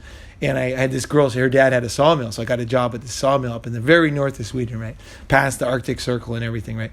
So he had this killer Audi. So I was driving to work, and I was boning this chick out of town, so I had this car, so I'd go over there and come back on the Monday. So I was driving, and all of a sudden, like on these like mountain road in the middle of nowhere, all of the sky just lit up. And it looked like literally, it looked like there was a spaceship right above me with lights coming down and everything. And I could not fucking believe it. And I pulled the car over, and I really, my first thought was, fuck me. These fucking alien guys are real. Like, I was like right away I could accept it when I saw it. I was like, It was so obvious. And then after like a couple minutes, it all shifted, and I realized it was lights or something. I didn't know about the Northern Lights. I had heard about them, but I didn't understand that they looked like things, actually. I thought that they were just kind of like a light show or something. The real extreme ones, they actually look like shit. Like they look like a volcano. It's really wild, man. They're really cool. You can go out at night, you just lay down and look at the lights. It's just unbelievable up in the real north, right? But immediately I believed it. Like I saw that there's fucking aliens, and I was like, it was a good feeling just to say, oh my God, I was fucking wrong all this time. I was like, my God, because it's possible, right? You know what I mean? Like it is possible. There's billions of fucking planets, right? There's millions of universes, right? So I mean, it's not totally impossible. There's other smart life, right? That's out there, right? That flies around on planes like we do, right? And spaceships and stuff like we do. So more advanced or less advanced, it's not impossible, right? So I was like, when I saw it, I was proud of myself because I was like, oh my God, I'm like, what in the fuck, man? This is one thing I never thought was fucking real. And then a couple minutes later, I had to go back to saying, oh my God, it's not real. And I'm like, what the fuck is this so interesting? What the fuck are these lights, right? But I think that flexibility is good for you to be able to change. You're not stuck on an idea. Like even as crazy as that was, it's still a good feeling that I was able to change when I saw it. You know what I mean? Like that's what I want to be. I want to always be open so that I can change and I can accept something in front of me. So if somebody has a good relationship, obviously you had a good relationship, right? No doubt about it, right? And I had a good girl, and she's a good girl for some other guy. If it wasn't for religion, I would have been very different. She has 5 kids, and it's funny. We have this connection because we always end up at the same place in the world. It's very strange, actually. It really, if I told you the story, you'd be like, what the fuck? Yeah, it's really weird how we end up in the same places, but and doing similar things. It's crazy, actually. But her name is Judy. But it's crazy how life is. But I think now, looking back, if I would have been with Judy, I probably would have been pretty happy in that relationship, with her, except for the religion part. Just because I can't fake things. If I believed in it, it would be fine. But I didn't believe in it, right? So, so it's like, I think that there are good relationships in the world. And you might get it. I'm not saying you can't because you can't to get a relationship. But it does get harder when you get older. It's the easiest time to get into a good relationship. And of course, it's the most dangerous fucking time is when you're in college. The most marriages that last are built in college. That statistically. They meet in college and they get married. And once you get past that age, the odds of getting married and being happy are down to 0. Not really, but like basically it's a good way to think, because it's really statistically, it's that college time when you're young and you're both looking out into the world and there are quality people around, in the midst of, trash, but there's quality there. And if you do happen to get lucky and you're a quality guy, that you could have something, right? So I'm not saying it's impossible. I would tend to say, and this is definitely not advice, but I would say if I was going to say, like, I'm the, whatever you call it, like the palm reader or something, like looking in the future, which doesn't work. But if I was going to do that, I'd say give it up, because accept yourself, accept your desire, and that is good. That is okay. But also accept that you're older and that there's a lot of fucked up people out there, and it's so difficult to meet that right person and they know who you are, and you just kind of like, it's like a movie where you just cross and you meet. The odds are so low, right? You know what I mean? And that's okay. And if you feel bad about that, you can grieve about that. Because that grieving is part of that funeral thing I talked about in that one episode, where you say goodbye to something. That you create an intentional funeral, right? And you can do that. Here's my intentional funeral for my future relationship. Goodbye to this thing. It doesn't exist for me now. But like the aliens, if you suddenly see it, then it's okay to say, hey, I see it, And then if it wasn't, it's like, well, I guess it wasn't, So I guess it is okay. And everybody, and like I said, most guys, it's pretty fucking healthy to want a relationship, guys. It's fucked up the way things are. This guy's saying a very natural thing, actually. It's very unnatural to want to be alone. It's not fucking natural to want to be alone, you know? It's natural to want to be in a bonding relationship. So, you know, do what you want with that. And I'm not saying get in a relationship at all. I'm just saying that it's natural. So it's natural to love your dog, right? It's natural to do things. But then your dog dies, you know? So it's a natural feeling. It's okay to have those. And it's okay not to get those. It's okay to have a dog, love it. It dies, you're very sad. It's okay, you know, the relationship, you're grieving. That's normal. And so there might be something more behind it, right? But that you can work on, like the attachment trauma stuff. But it's natural to feel that. And it's natural to also not get another dog. And say, you know what? I fucking love dogs, but I like to travel. And I'm never going to get another dog. Even though I love dogs and I want a fucking dog 50% of the time. Or 80% of the time. But it's that other 20%. The dog's so sad when I'm not there. And I leave him in the fucking kennel. And that's not fair to him. And I don't want to do that to a dog. Right? It's okay to have that too, right? But just accept it. Okay, here's what I fucking want. And right now, I can't say the future, but right now you don't have it. And it's possible that right now, tomorrow, you won't have it. And the next day you might not have it. You know? And for me, perfect example. I want to raise a child. I like kids. Kids like me. I'm staying at this house right now, and the girl's kid loves me. Right? And I know him from before. And he loves me more than anybody who's ever come to the house. So he always says, bring Paul back, you know. And so I come back, right? And it's great, and we have a nice connection. But and even she said she knows me, right? And she knows the way her kid likes me. She's like, she looks at me not last night, the night before. She goes, it's a fucking tragedy that you're not around your daughter. She goes, look at my son, the way he takes to you. She's like, it's a fucking tragedy that you're not with your daughter. For her. It's just not fair. It's fucking stupid, you know? And I'm like, yeah, it's true. But it's real. And it's okay. And it's okay. You know? So it is okay no matter what. It's just like you can work through it. You can see it. You can want it. You can be good at it. It can be not good for society. It can be, you know, I think for myself, I think me raising a kid is good for everybody. It's good for society. It's good for the kid. It's good for me. It'll be good for their future. It'll be good for who they meet. You know, I've always taken to kids. Always. Kids have always loved me. And I've always loved kids. And so that's why it's so weird that I didn't have any kids. And I finally decided, partly because of the Ronin Man channel, I finally realized that this doesn't make any logical sense. This probably isn't very good for my channel, but I want to fucking make a kid, and I did, right? So the thing is, I take my own advice. So when I tell you guys stuff, I take my own advice. If I want something that's incongruent with whatever fucking belief system I have or whatever, I realize that most people are faking it. You got to know that most guys are faking it, guys.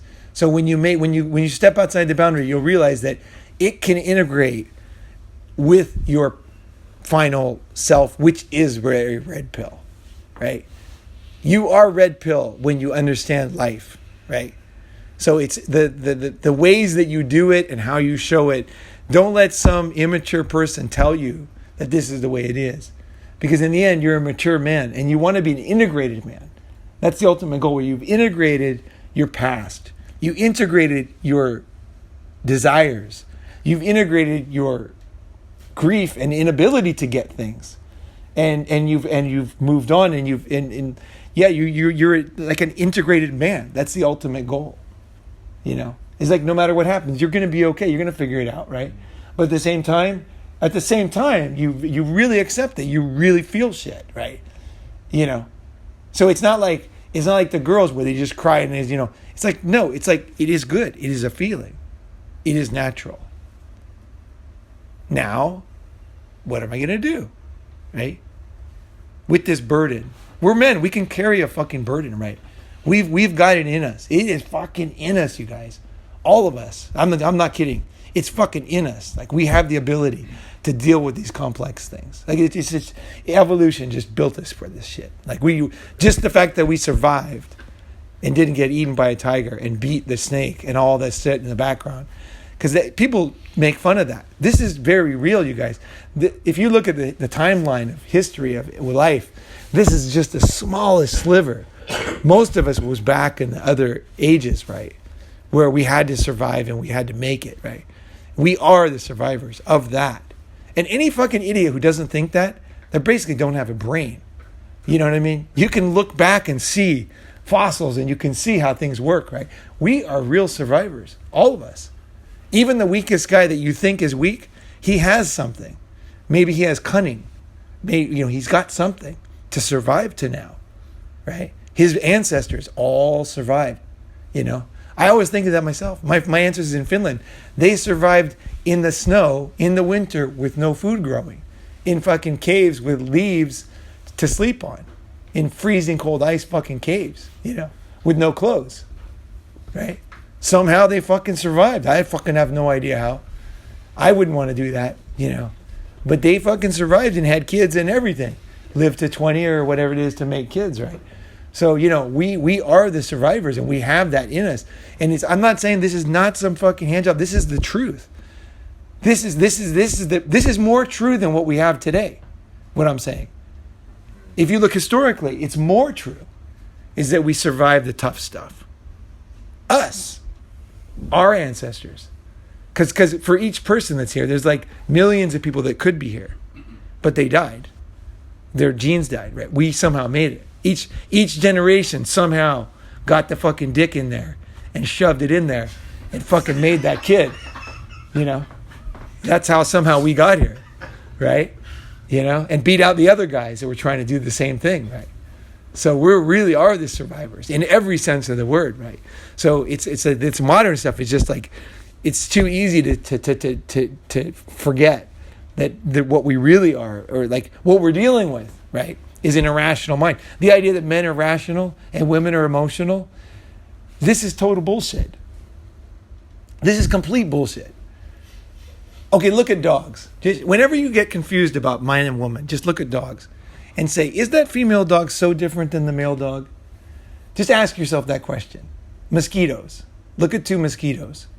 And then say, is that mosquito so different? Now, of course, the female mosquitoes bite, the males don't, but there are different characteristics they have. One has babies, one doesn't. But are those two dogs, cats, so fucking different?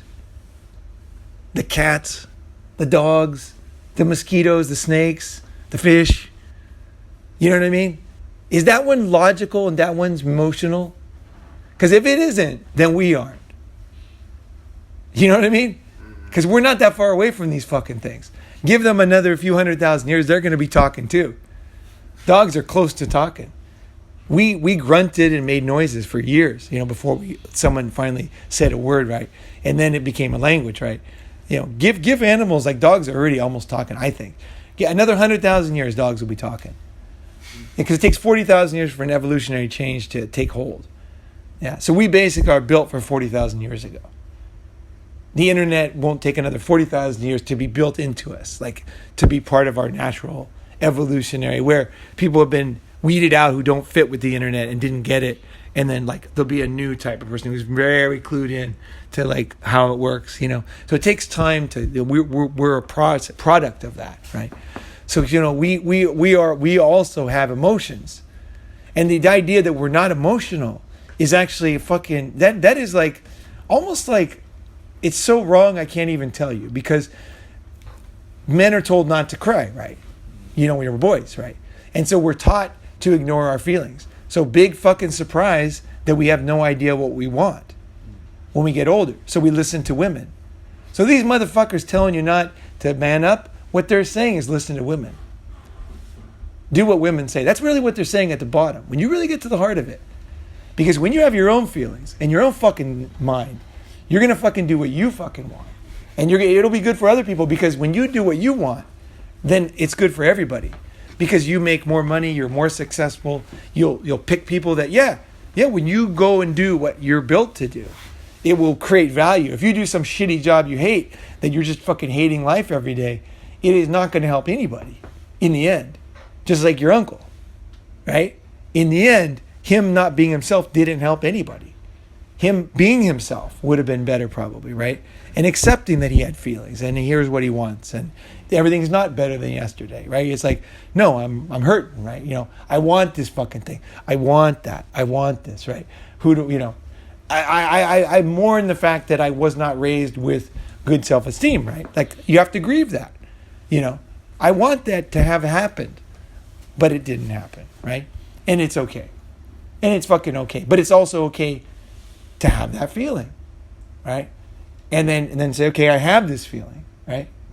And I want this and I can't get it. And that's okay too. That is very, very okay. It's very, very okay not to get what you want. And it's okay to want it and not get it. That's okay. And that's good. That's life. And if you look at yourself, like I said before, like, you know there's so many things you want you don't get.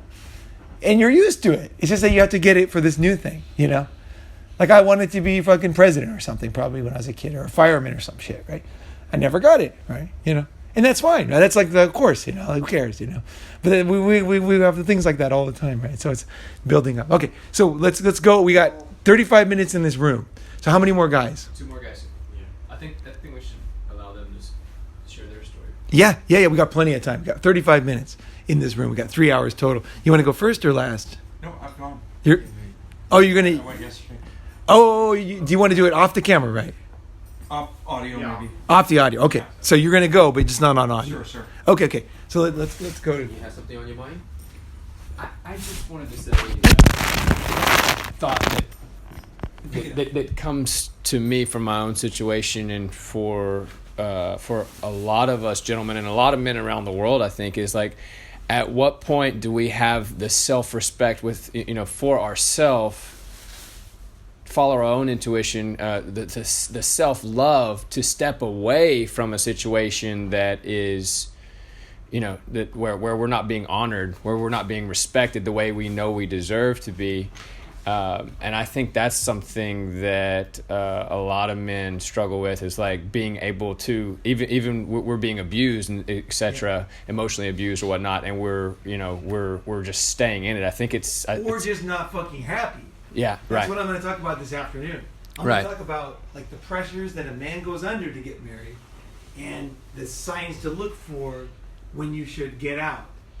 Right. Which is kind of what he was hinting at. I'm going to get into that because that's my thing, is like men at 30 to 35, there's a lot of pressure they're under to get married, and I'm going to lay it out. It's complex, and it's very surprising and painful and difficult. And not painful, what am I saying? It's difficult to resist. It's a force that rises up and it hits you at a certain age, and then it's gone. So I want to talk about that. What are those forces? How to resist it? Not in the sense you should never get married, but in the sense that it's okay. In the sense that to look for the warning signs that you don't. You know, if you're in that situation, like you were, then you don't want to do what I'm saying, right? So I want to show like the difference, like, because most guys get married when they don't want to. Most guys are living with women they don't want to. Most guys get married when they know they shouldn't. You know, I'm going to go into all that. And what are all these things? Because society, I've never heard this said, ever. And it's very powerful. So that'll be this afternoon later on. Good morning, guys. I'm very happy here to meet you, Ronin. It's fantastic, and I'm going to explain why. And you're a pretty buff guy. And you got strong arms. So if I need to punch your arm, can I? Later? If I need to? Great, thanks. Good morning. My name is Walter Rong. I'm from Shanghai. I was born in 1969 and moved out to the States when I was 5. And my mom and dad says, hey, we need to leave. And I said, why? Because they said, well, because we need to go make money so we could buy ice cream. And I was, down for that. I said, oh, great, we're going to America. So I'm Chinese. And I was raised here in the U.S., so I'm programmed here in America. So I'm even though I look Chinese. Well, I am Chinese, but I think like an American. One good thing about it is like Ronin, we have exposure to different cultures, and we have some certain stereotypes and certain things that we believe in, or culturally that's instilled in us. So that's why I was appreciative, to meet you, because then you had exposure. You're white, you came here to Asia to experience their culture, so you're kind of like the Asian culture. You have that mannerism. And me, I'm Asian, but I have the mannerism of an American. So I talk, like the people I grew up in the Bronx. So I grew up with a lot of different cultures and a lot of white people and the lower, not the lower class, the poorer class. So, I got exposure to the poor white folks, poor black folks, poor Mexican folks. So I kind of talk like, the way I walk, the way I talk, and, so the other Chinese kids didn't like that because, they say, hey, I'm a whitewasher, like a banana or something, white on the inside but yellow on the outside. So, is that right? Did I say that right? Yeah. Okay. They just never heard it. Yeah. Oh. There's a great book by a friend of mine about that. Oh, okay. I'll introduce you. Yeah. So the reason why I'm here is because of two women. One is my sister, and the other one is my mother.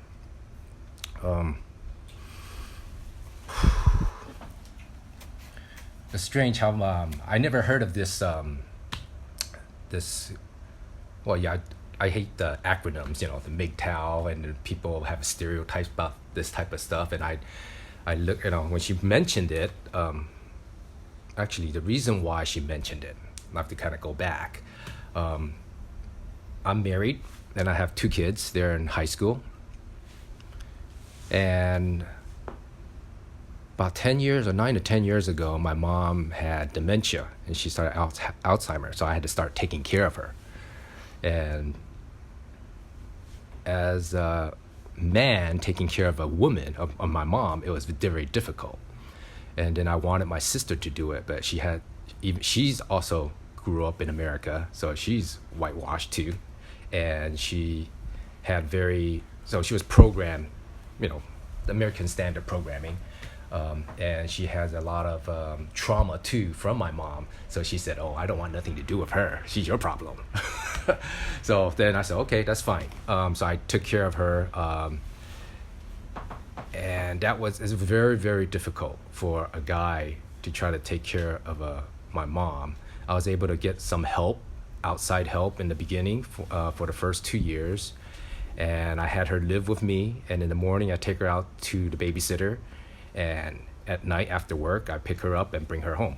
And she lived with me. So I had, and my kids, they were still young. So I was going through a lot of very busy life, let's say that. Very busy life. Always, had no more time to myself. And before I got married, when I was single, I used to love going out weekends, partying, going riding my motorcycles, going out to the track and ride dirt bike, and I did all that. And then all of a sudden, I don't know how it happened, but I met my wife, and it was very natural. Things were all nice, and then we got married and had kids, blah, blah, blah. And at that time, I was pretty frustrated with my life. I said, I wasn't prepared, or I wasn't prepared for this type of life. It seemed so busy, so complicated. There's so many things you have to do, so many things you have to organize. And I was hoping my wife was bright enough to help me do some things, but she wasn't. No, she wasn't the person I thought she was. And the reason why I chose her is some stupid Chinese horoscope.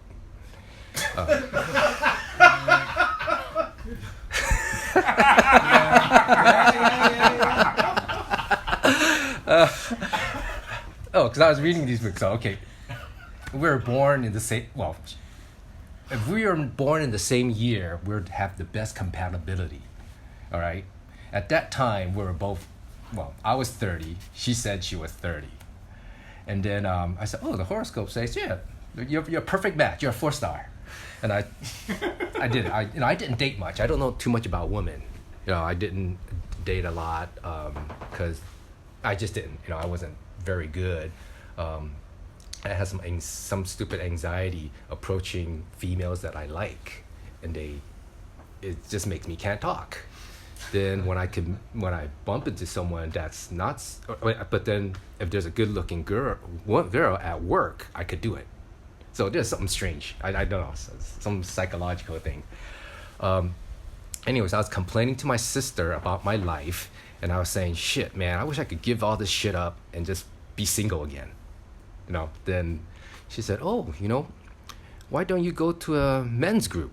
Go talk to other men. And I said, fuck, I don't want to do that. Because, and then she said,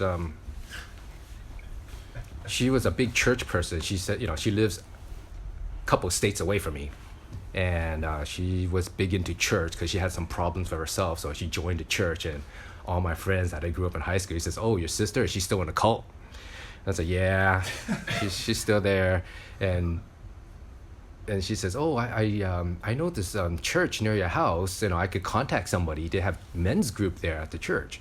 And like you, I didn't quite believe in the church thing or religion, because based on some of the little facts that religion, some people, religion is good for people who are kind of, like my sister is kind of lost. She's looking for something.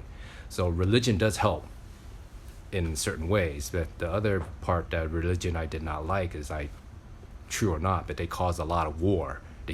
Because of religion, wars are fought, and they use religion as a excuse to cause war and to kill people.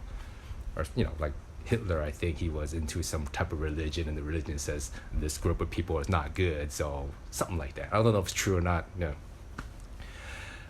Anyways, so she said, oh, go to a church men's group and go talk to them. And maybe says, I said, oh, I don't want to go to a church men's group. I don't want a bunch of dudes telling me because the Bible said so. So I want real, if I'm going to do this, I'm going to do it with people with real experience. It seems more credible that way. I'm not going to believe in no therapists. I went to one before because, just for the heck of talking to him.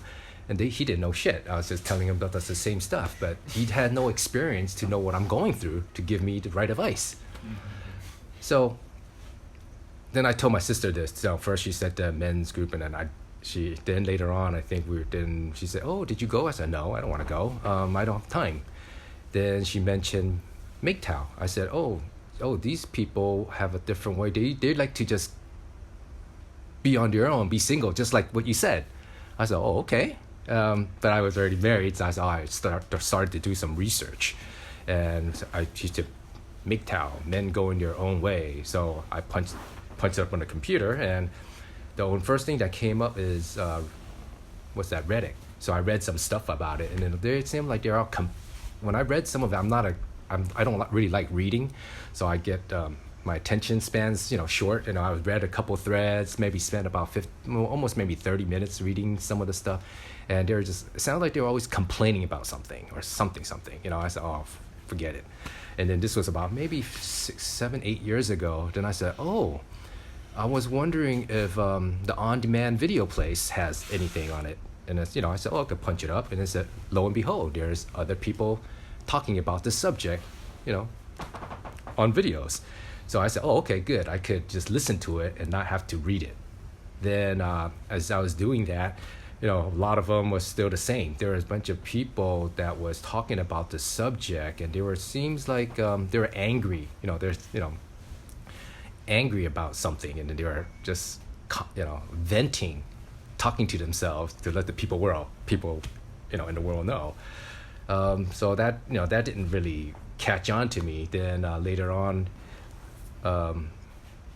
Ronin Man popped up, and I was just looking through all the videos, has the longest time. It's always over 1 hour.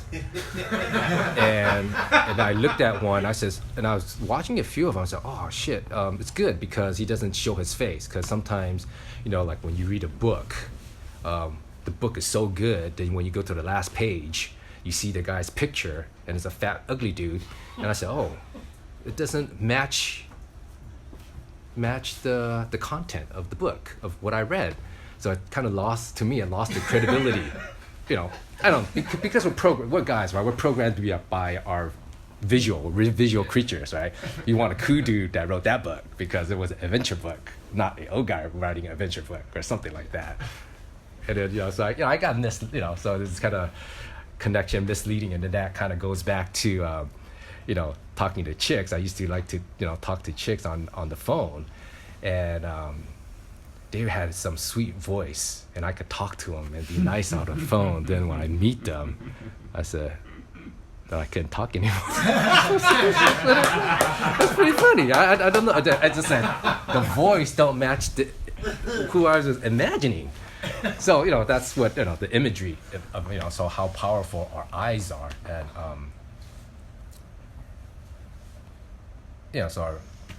anyways, so the reason why I started listening to Ronin's channel is because it was over an hour, and every day I have about an hour and a half, 2 to 3 hour commute both ways. So since his videos are without the picture, I don't want to look at him. He's mainly just talking. It's like an audio book. So I'll just put it on my car and just drive and listen to his presentations. And then the more I listened, the more I liked it, because I could, at least he was open about his age, which is very similar to mine, and all the experiences and things he's done. I've done a lot of the same things, and I said, oh, that would be kind of a good role model. Some guide. I said, shoot, after all the stuff he talks about, it's kind of like a wise man once told me, if you want to play the game, you need to learn the rule. So up to that point, I didn't know what the rules are as far as women and relationships. I don't want to say women, any relationship. Even with other people, because a lot of times people say things to me like, "Oh, you got no feeling. You're heartless."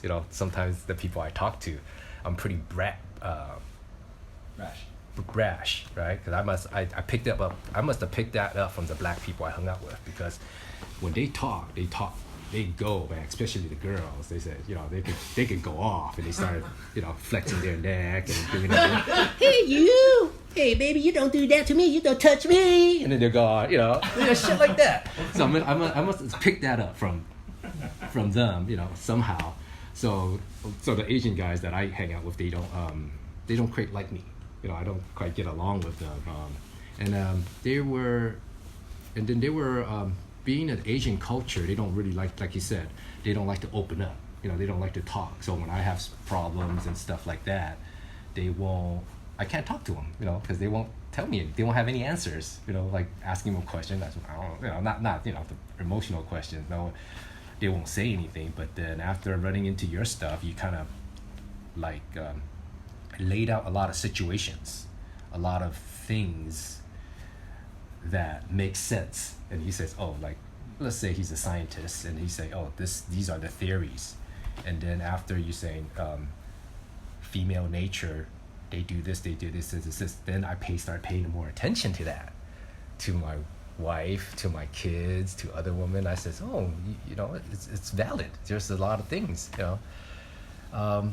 that's true about it. So that's why I started listening to your content, and it made me unangry anymore. Because before, when I was, before I found out about all this type of information, I didn't know why things were happening. Why do my wife don't want to sleep with me anymore? We're like roommates. And now I know why, because of the information out there, by, And that made me feel real good. It made me feel really good that I know now why things are the way they are. It made me a happier person, and I accept accept that we're like roommates, and it felt like for a while I thought that I chose the wrong person. But what you mentioned is we are who we are in the situation that I am in right now. Whichever woman, anybody I have chosen, I would be in the same position right now. That's what I came down. I concluded that because of the way I am, and my personality, the things I do, it would have been the same situation. But I'm lucky in a sense that she did not have a lot of relationships before me, and she sounded like she's like more traditional. She was a good girl. That's why before I met her, I was going out partying, meeting girls at clubs and this and that, and I knew that I didn't want to be with someone like that. And I was going out with some girl while I was with my fiance or future wife. So I was being two persons at the same time. I had my wife, well, not my wife, my girlfriend number 2 and my girlfriend number 1 at the same time, and girlfriend number 2 became my wife, and then I stopped seeing girlfriend number 1, and I figure it would have been the same situation, but she was a good girl. She didn't smoke, she didn't drink, she didn't do nothing, and I know she could be able to produce a good healthy child for me, not the club girls, because I go out with them, they party, we smoke, do drugs, drink, but we have a real good time. But with her, I did not have that type of good time, but I was looking for a mother, and I was hoping she was like the club girls, at the same time a good girl, but she's not.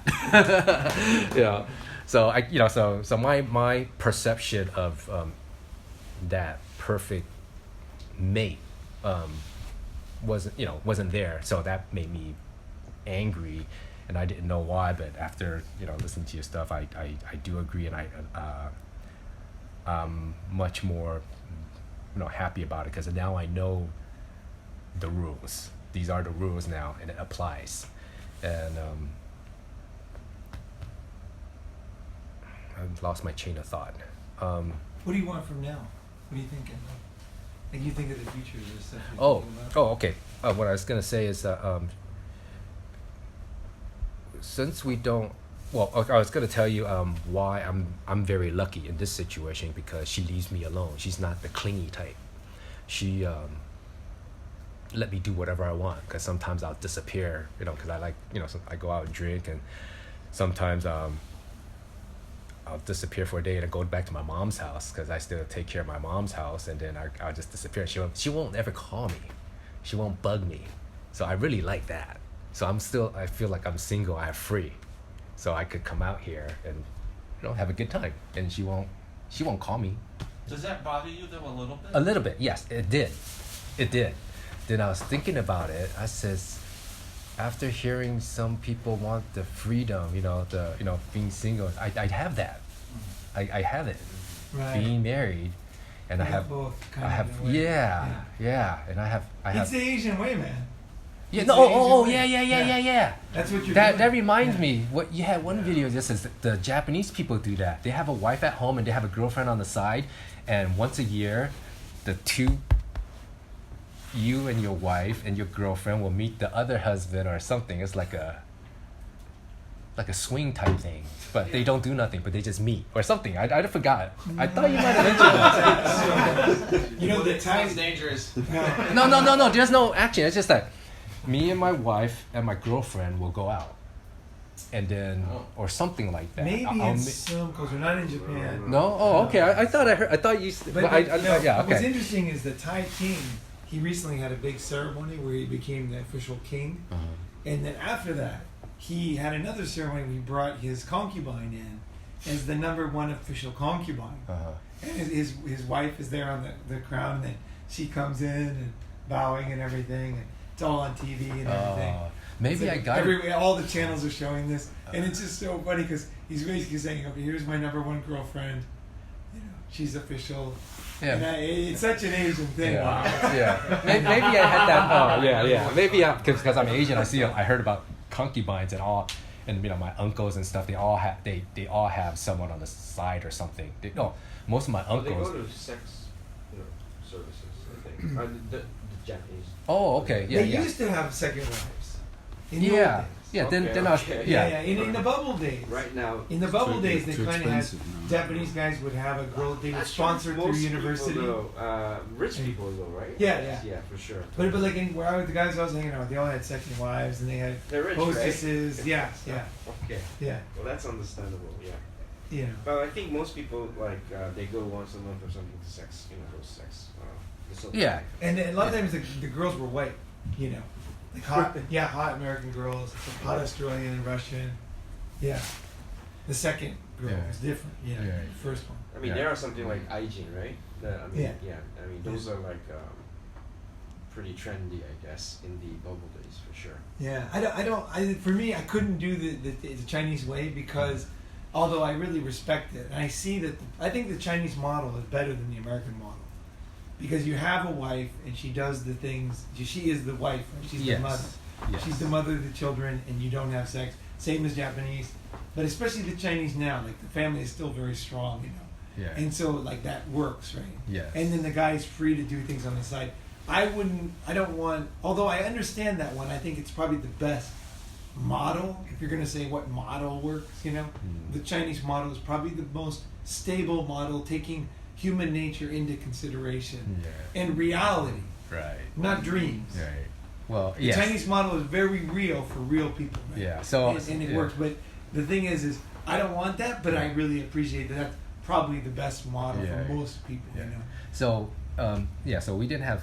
So we stopped having sex about 10 years ago when I had my second child, and then so she was taking care of the babies while I go to work and do my thing, and then then I asked her, hey, why don't we have sex? I want to have sex. She said, nope. She said, nope. And then I says, one time she was pissed off or something. She says, my job is done. We're not having any more sex. Oh my God. And I said, oh, okay. Then can I go get a girlfriend? She said, okay, go ahead. Right? Then I never did anything. I just, mentioned it. And she said, oh, go ahead. And then, so I didn't think about it then, but maybe 5 years later, I did go meet somebody, and a friend of mine introduced me to another lady. So I went out with her a few times, and we didn't do anything, but it gave me that girlfriend experience, and then I didn't want it. I didn't, because I had to take her out, entertain her, talk to her, and just be with her, just to have just to have a girlfriend. Then I felt like, damn, you tie me down too. Even though I see her once a night, I said, oh shit. That's a mini wife. Yeah. So I did that. I experienced it. Then I went back to my wife. I said, I said, can we have sex? She said, no, I thought you can go find a girlfriend. Then I said, oh no, it's too much trouble. I don't think I want, I think it's too much trouble. I mean, I'll just make you happy, and I'll, blah, blah, blah, play along with this game, this marriage game, so everything's cool. So, after, listening to your stuff, so in a way, it's very therapeutic, the information you provide. And lately, what you just said earlier, you said that on a video once about kids, and then I started paying more attention to that, and it actually helped me try to be a better. Now what I'm trying to do is trying to be a better parent, based on what you said at first. Like, I forgot what you said. You got to listen to kids, they're very intuitive and this and that, and it made me regress to my childhood and the way I grew up. I have a mom and a dad. We grew up, but like you said, kids are very smart, very remembers a lot of shit. I just remember when we first came to the U.S., my dad hit me for some reason. I don't even remember what. It was like 5 years old, and ever since that day, I never talked to him. I did not like that guy because just that one incident. that caused it, which is very powerful. You know, just that one time, you know, just a couple slap, boom, boom, boom. And now I understand that it's called trauma now. Back then, I don't know. You know, I did something wrong, and that's how the Chinese way to help you stop doing. It's trying to alter your behavior. They do that at school, in Asian school. So if you can't read, you can't learn, the teacher has the right to use a stick and spank your butt. I think they call it caning, right? Yeah. So it's you know, so I never had a relationship with my father, and even though he was around, I was raised by my mother pretty much, because she didn't hit me. She took care of me. I think in Asian culture, they like boys more than they like girls. So she punished my girl. She punished my sister a lot, because I think sometimes she was angry with my dad, and she took it out on her, but she never took it out on me. And then I think he took shit out on me because of my mom and pissing him off. Or, you know, it's kind of strange. You know, I you know, that's why listening. You know, right now, at this age, I'm more curious. Well, even with a computer now, it's easier to find information. You know, just curiosity. You just punch it up, and something will pop up, and you can, you know, hear some theories or listen and stuff. So it's been very helpful. So it's more like doing your own self-help type thing. And I said, oh, okay. Now I got some ammunition, and I've been listening to your stuff, and you had a lot of the oh, I know. I knew you were very experienced on relationships, and one time after I listened, you said something and made me have a trigger, and then I was thinking, shit, I wish I could hire you to come to my house I'll introduce you to my family as my old high school friend, and you can watch how we interact, how our family interacts. That's the kind of thing I do. And naturally, I can't stop. Yeah, and then you could tell me what's wrong. Then you could then you could tell me what's wrong. You know what's going on with our. Yeah, to you know, like there's someone else watching, monitoring us, and see if our dynamic is good or not, or if it's, you know, like they say, toxic, or what some other words they use, dysfunctional. You know, because I really don't know what, you know. Sometimes that you guys are saying certain terms which I don't quite understand without examples. What is it that you want? No. So you're not having any sex at all with your wife at all for 10 years? Yeah, I'm cool with that kind of, but you know. It doesn't sound like you're cool with it. Sounds like you're just like. No, I'm coming to. I don't want to be angry about it. You know, like you know, I don't want to be stressed about it. I don't want to be angry about it. You know, it's not bothering me. Sounds like you're looking for a solution. Like, what's the best way? This is the way it is. No, I'm okay with that. What do I want to do? Yeah. Well, I could go. You know, pay for it, right? That's business, right? You know, it's. But didn't you mention to me that because your children are still fairly young? Right? Yes, they're. Yes, I don't want. You know, they're in high school. When they're grown up. Yes, then so you'll be presented with it.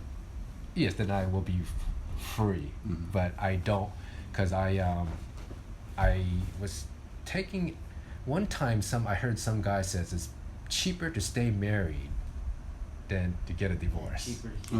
Cheaper to keep her, yeah, something like that. So in my mind then I was thinking, well, everything seems okay now with just no sex, right? And I know that she doesn't stimulate me intellectually, right, and all that stuff, and I was thinking, well, whoever I chose would have been the same thing. I would have been in that same situation. Yeah. But that woman might have wanted to divorce me and take the kids, take all the money, take my kids. And she does not have that intention. Right. Well, I don't know that, but she seems like she's pretty cool, you know. Yeah. Yeah, she's pretty cool. And because my mom's situation, she is in a nursing home now because she got full-blown dementia, and it costs a lot of money. But fortunately, we had a house where we live And then right now I'm in a situation where I could rent it out, take that money, and pay for my mom's care. So she took care of that part, and part of Social Security from my dad who passed away. It worked out, and it gives me a little pocket change on the side. So, I'm pretty happy with that situation. And then it seems like right now, so she, so the place, I just worried that if there's a divorce, she's gonna take my mom's house, take half of my mom's house, Right. which belongs to me. Right. So you want to stay in it. Yes. And look for new solutions, right? And and then kind of more sense of what's going on. Yeah. So that you don't make mistakes. So I'm planning. And so then also new models, right? Yeah. You don't want to do something that might potentially jeopardize. Yes, the because stability of all well, that. let's say if I'm single right now, I could just do nothing and stay at my mom's place because I have a house. If she, I didn't like listening to a lot of, and you're saying you don't have to need a lot of money to travel and do all that. Yeah. Right now, once my mom passes, that's all covered. Then I'm good.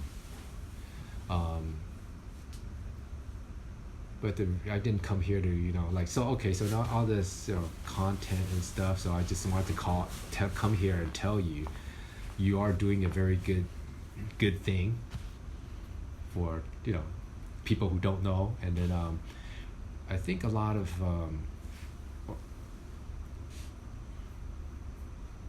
so back to my sister, she told me to go see a men's group. Now I felt like I'm in a men's group Right. in a certain way. But when you say MGTOW, I thought you were going to complain about women. But I like you because you had experience with females, and you're giving your experiences, and I could use your experiences to adapt it to my life, and I could mold it and use it in certain things. So what do you want now? Let's go out and go have lunch. Okay. Okay. I'll tell you. Thank you. Thank you. And thank you everybody for sharing your stuff. And I got some ideas for that one. I think you're in a very good position actually. And I actually have some stuff that'll probably be good. Actually, give you some ideas to think about stuff. Right? Ways to think about that. But you're actually in a very good position. Like that sounds really good to me actually, where you are right now. And also you're being very realistic about it, because some guys will just be very immature and just make these rash decisions and then really screw themselves over, right? So a lot of it is protecting yourself and understanding like the legal ramifications of things, right? That you're being realistic about the realities of what could happen if things change, right? There's some pretty drastic things that could affect. So you helped out because you talk about business strategy. So I'm treating this as a business. Right. Business. It's a business thing, right? Yeah. At this point, it's more than that, but it's definitely like there's a lot of finance in a marriage, a long-term marriage, especially in San Francisco, because you're not in a place where the judges take your side. So it's really, really important. Because otherwise it's easy to say something like you do some rash thing and then later on you regret because you realize there was actually more wise solutions, or maybe if I would have just waited, something else would have come up or would have been okay, And also there is a happiness too in that stability, I think that's another thing. Like somebody here was saying like wants a new relationship, and you're saying kind of like I can like reading through the lines, you're saying I am somewhat happy with this situation. Now maybe some guys wouldn't be happy in that and they would be absolutely miserable, but they're not with you and they're not in your situation. They might think they are, but they're not. They're with another woman in another situation, in another city with other kids and other neighbors and other jobs, and it's completely fucking different dynamics. You don't get someone's whole life on 20 minutes. There's a lot of things going on that once you start getting the details, you'll be like, no wonder this other guy's fucking totally miserable, has to get out, right? He's undergoing different pressures, right? It's like it's almost like an earthquake fault line. There's all these complex, heat and friction and pressures and water and everything that comes together that makes a situation. But what I'm reading through the lines is you're saying it's okay. As your situation is, it's like it's pretty good. Like you're getting the kids, you're in a pretty good situation. You're probably now like, what am I going to do? What other options are next, right? And so this is one thing I'm good at brainstorming ideas for, like ideas that maybe they won't be the right ideas, but they'll be things that'll get you out of the box thinking, like, whoa, because you're pretty free. And my brother's in the same situation, so a lot of guys I think are in that situation. So this is a great important also experience that many guys are in, because a lot of guys listen to Red Pill stuff and they say, well, I need to be like them. I need to. And you're like, no, I have my thing. I know who I am. And other people don't know. They don't know all the details, right? Of the, and you're like, no, this is like right now, here is where I am. And here's what, I don't know what I want, but what other option, that is important, right? So it's like we're not all the same. We're not all wanting the same thing. And it's okay to be comfortable in a situation with a woman, even if you're not having sex. It is definitely okay, depending on your situation, right? I was just saying, Ronin, I remember you brought out a video not that long ago on sexless marriage. Yeah, and that was a different kind of thing. Yeah. Was it? Well, I'll say, because that was in a situation where, I guess, if you were going to put it on a timeline, you have a beginning and a middle and an end. That was in the beginning. So it's like when somebody stops something. Yeah, we got 1 minute. Oh, we're over. Yeah, like when somebody stops something that you agreed on, and you're saying, I don't agree with this, I'm going to get out. It's different than somebody who's been through it and has gone through that pain and has gone through everything. And now he's way down the road. So it's like floating down a river. He's in a different stage than I was talking about in that relationship. I think that sex relation is one of my best videos, actually. It's a really important video. But it's in a different stage than he's at. He's not feeling that same. He's not like exactly the same position. But it's worth listening to even for him, because there will be concepts that will resonate, but yeah, everybody's in a day. That's what the important thing to know. Even in the same situation, you're on a different timeline and you have different needs because of that. Because now you've entrenched and figured things out. Just like me back in Japan now is different than when I lived in Japan. I see Japan differently, even though I've been here longer. I see it more transitory, and I'm more flexible. So because I'm in a different timeline. So thank you guys very much, very, very fucking much for sharing today. That was totally gold, you guys. This is like gold in my memory. So thank you so much for sharing. Let's get lunch. We're not going to have much time because we're going to see Jeff. He's going to do his presentation probably close to 1. So we'll just grab food and we'll go to his office. Is that cool? All right. Walking distance as well? No, we'll take the train and then, yeah. All right, guys. Thanks for listening, and take care later.